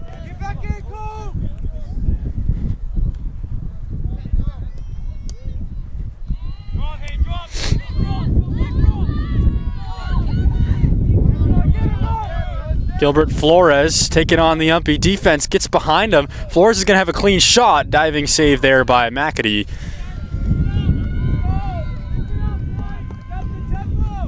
There's a good counter opportunity there for Lyndon. Now West on the other end will put a shot on early right to McDonald. And West is going to keep on hunting, I think, until this game is over. It looks like they're going to keep him out there at striker. Keepers definitely have an understanding of the game. Despite never playing the field, it seems like McAdee and West both know exactly what they're doing out there. You see the whole field when you're the keeper. Everything's in front of you, and you see what people are doing. Keepers often are the communicators because they can see everything. Billy Ray and Eddie Figueroa getting ready to get back into the game. Ramar Shirley and Nyden Reed will check out.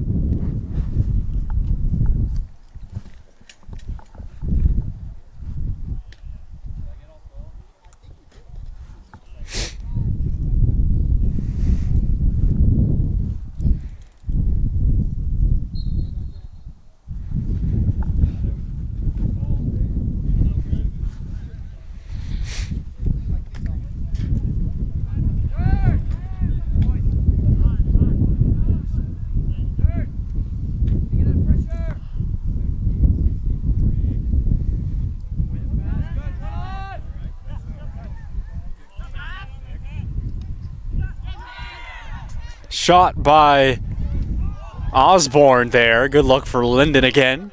Goes just wide.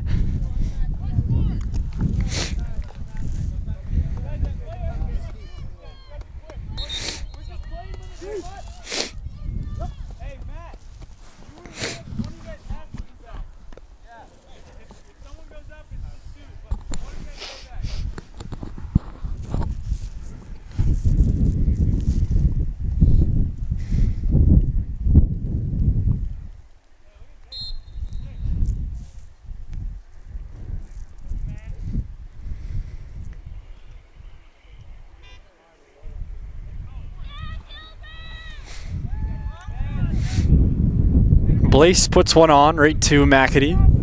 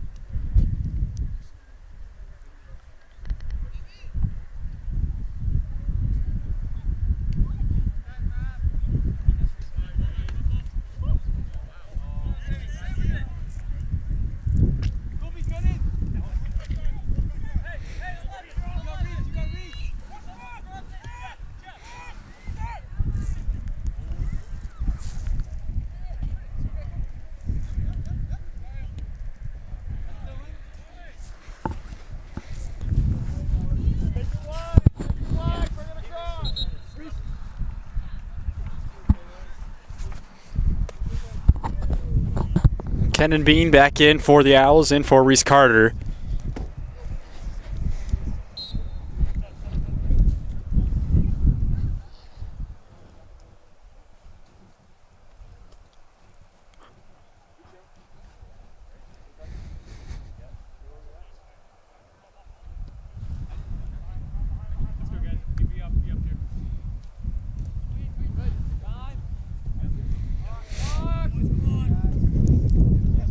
Flores and Valdez collide. Clean play though, they play on. Dropping it back to Bean. Now back to Valdez.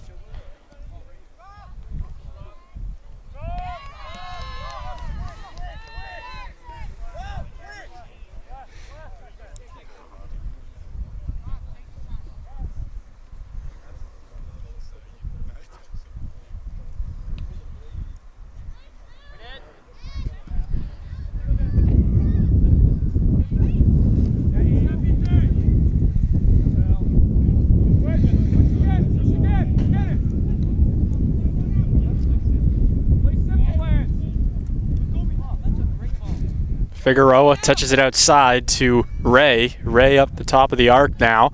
Ray touches it. Brzezowski, top to the corner of the 6, but cleared out there by Sam Villa of Lyndon.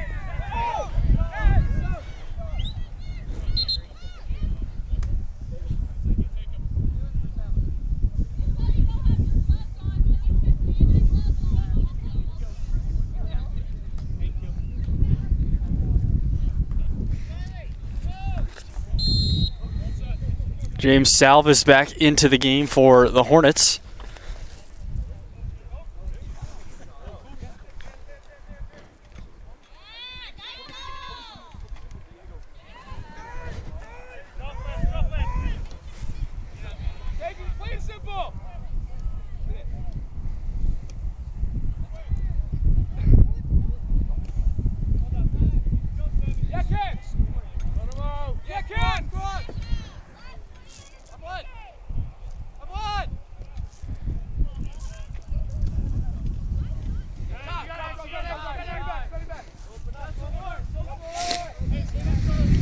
All the way back to McAdie. Now Salvis looking at Osborne.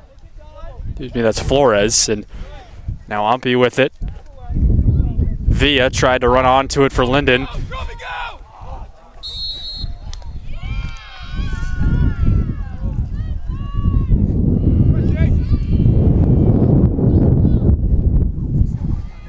Huge gust here.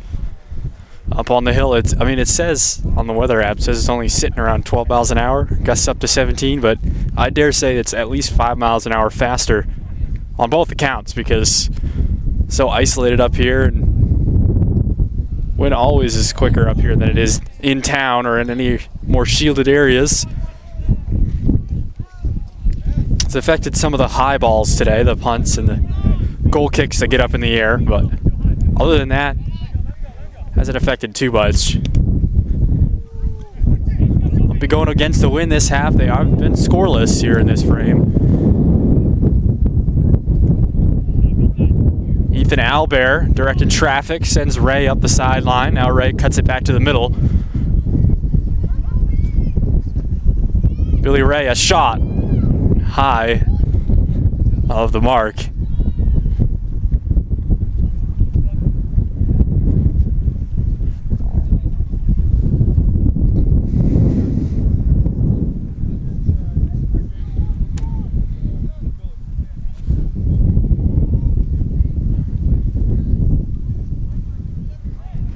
Trevor Speed and Nolan Christensen ready to go in for UMPI.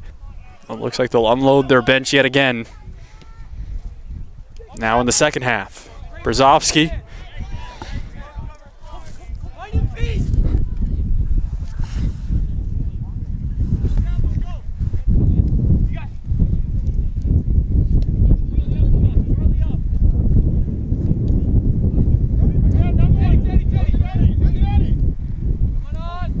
Bean drops it outside to Figueroa. Figueroa, nice chip pass to West. A swarm of Hornets there. Get back to stop that.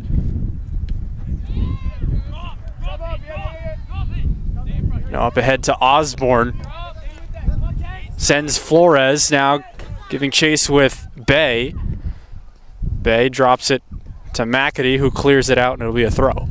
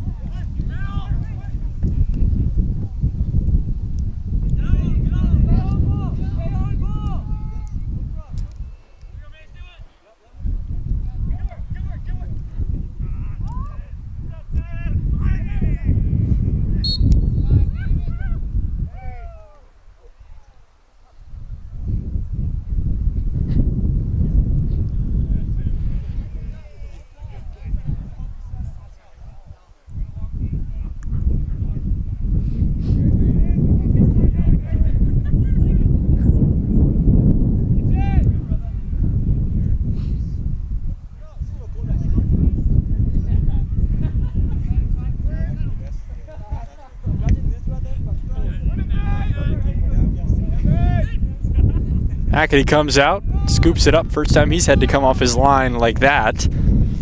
Good read by number 50, McAdie.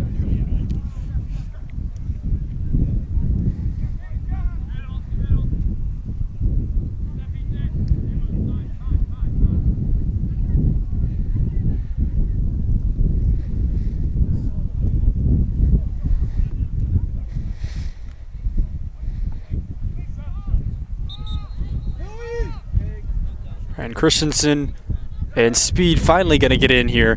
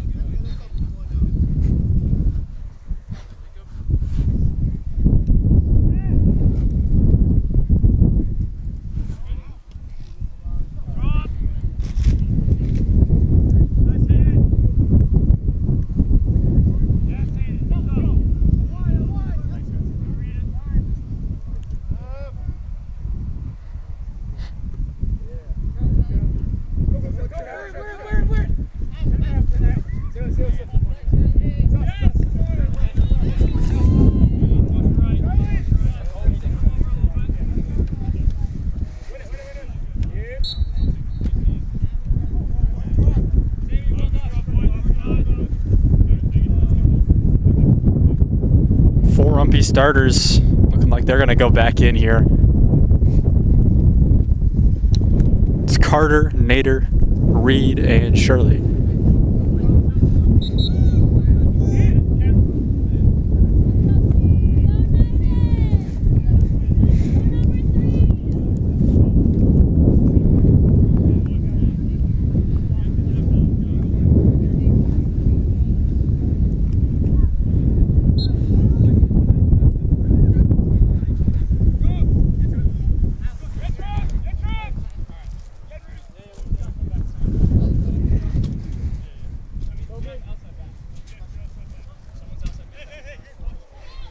Reese Carter, a big strong throw, gets it into the box, trying to get Kobe West his look at a goal.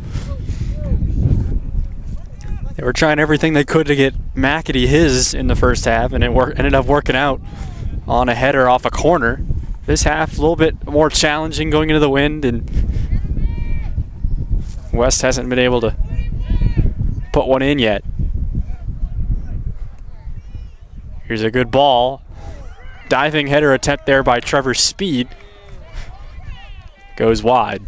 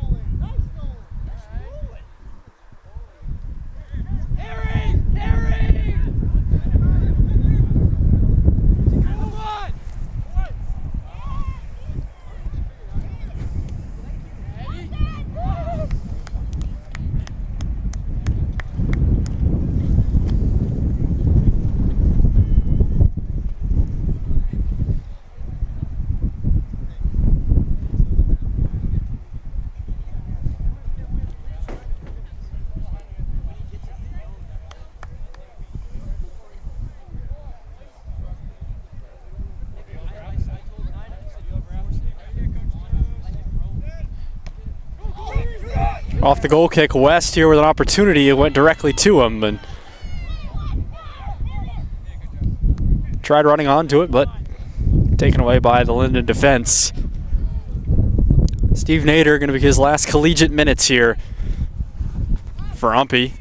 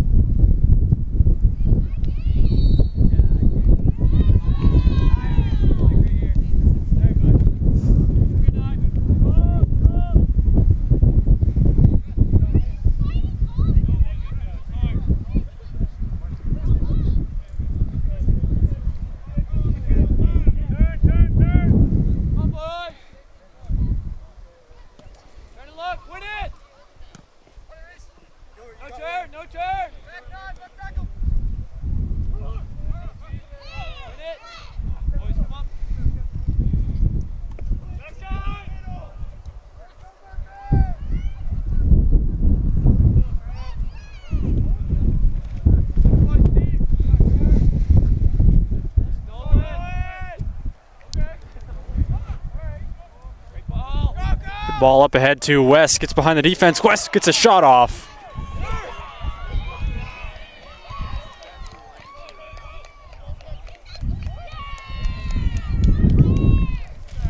And a lot of contact in the box. They go no whistle, so it'll just be a goal kick.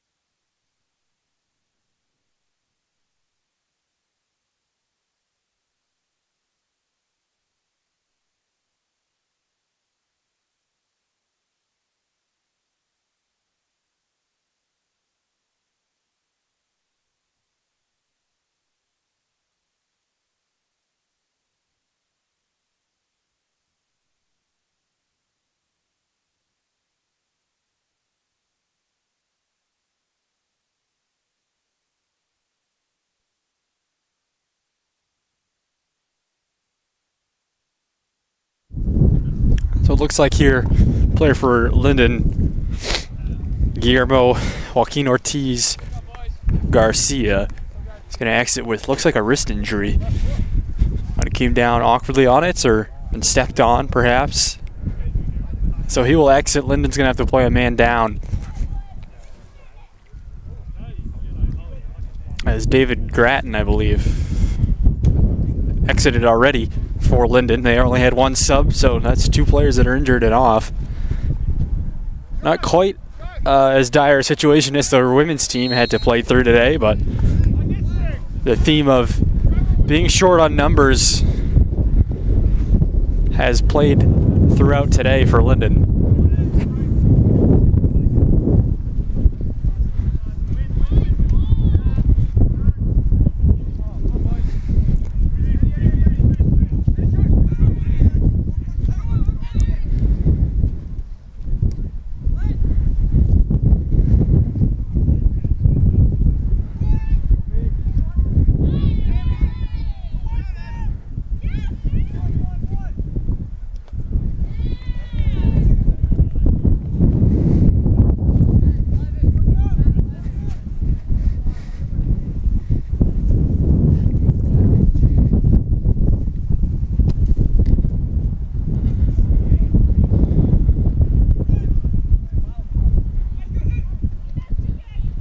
Ball is loose here at the top of the 6, and Shirley had a chance. A little upset with himself that they couldn't put that one in.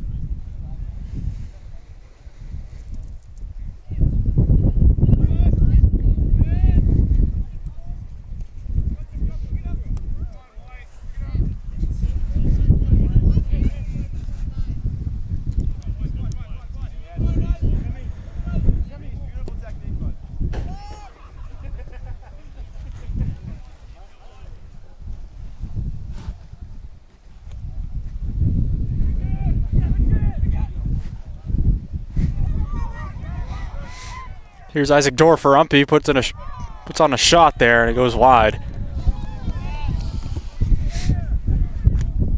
And the 7 goals for UMPI back in the first half, 7 different players. In the women's game, the first 4 were scored by 4 different UMPI players, but Lexi Ireland ended up with the brace to give them their total of 5.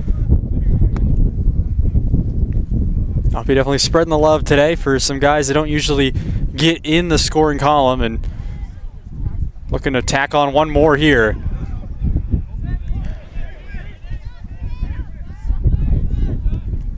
Figueroa shot there deflected by Flores. Nader's shot's deflected. Lyndon's got all sorts of numbers in the box here.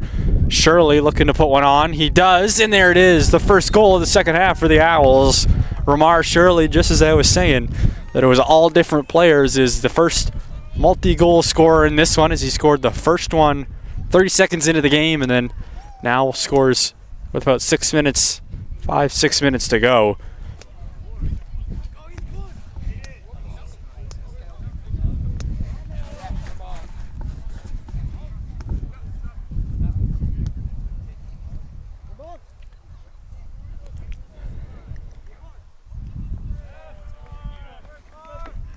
Ramar Shirley with the brace for the Owls will trot off the field.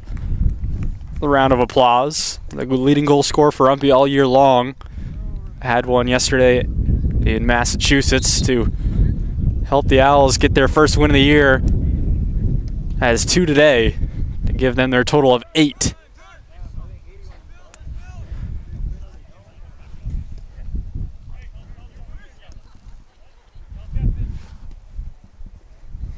Josh Thomas, the left wing for the Owls here. To Reed. This is going to be should be a clock stoppage. No, it's just going to be a common foul.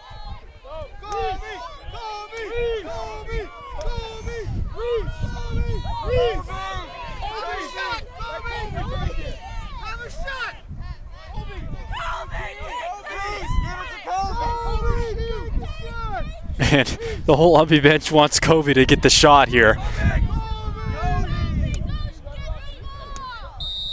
And finally, Kobe West will make his way over and take this one. It's a direct kick just outside the 18.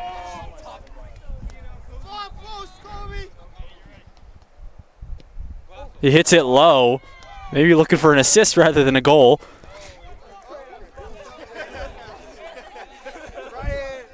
And now West goes down. And we'll get a clock stoppage for the injured Kobe West, it looks like. And trainer Brian Morrison can't catch a break today.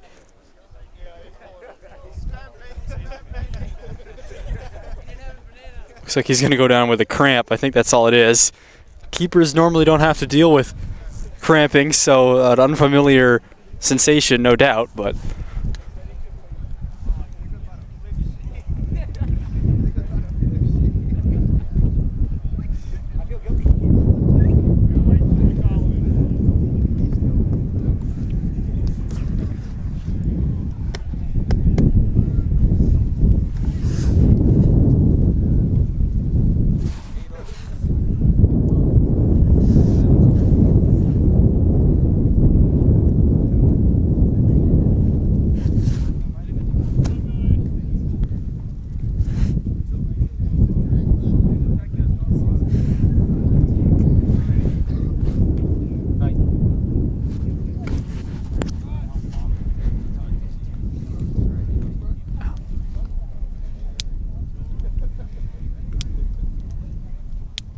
so Kobe West still cramping. They're still stretching him out over there.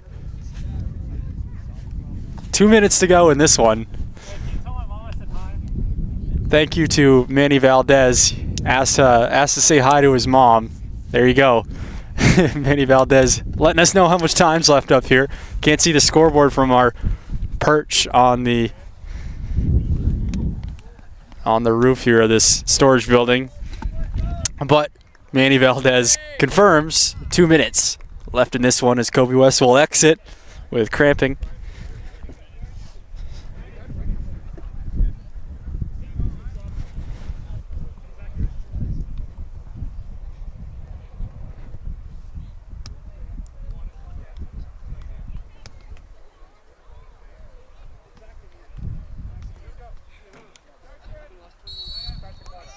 West, who had been playing the entire half at striker for the Owls, will now exit with 2 minutes left.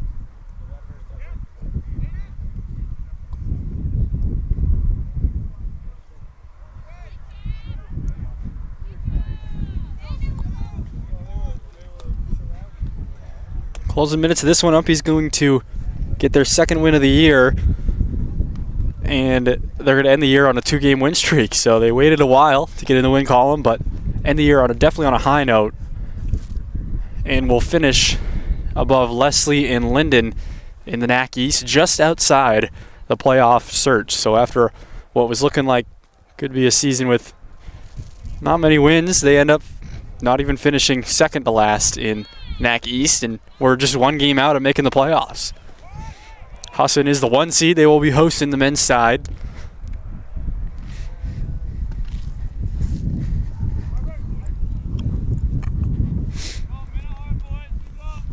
So it's UMPI, Leslie, and Lyndon that miss out. Thomas, Farmington, MMA, and Hassan make it on the men's side of things.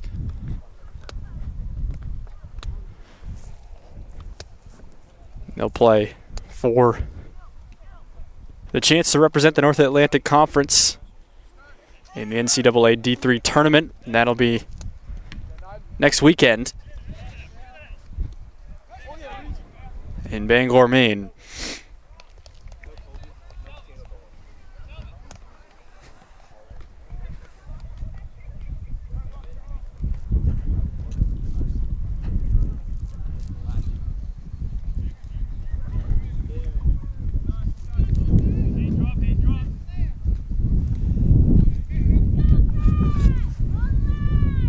Osborne puts a shot on here for Lyndon, trying to tack one on right before the end, but Xavier was there, Xavier McAtee there to stop it, and that's going to do it for today. UMPI Owls with a commanding 8-0 win over the Lyndon Hornets, and will finish the season with 2 straight wins, and that concludes their season. Lyndon will have one more game scheduled on their schedule after this against Plymouth State University, but the Owls will finish their season with a record of 2-12-1. So that's going to do it for today's broadcasts. 8 goals, only one goal scorer had 2. That was Ramar Shirley. And the Owls pick up the victory, both on the women's and the men's side. So that's going to do it. Anthony Searles on camera all day. I'm Ricky Goupel.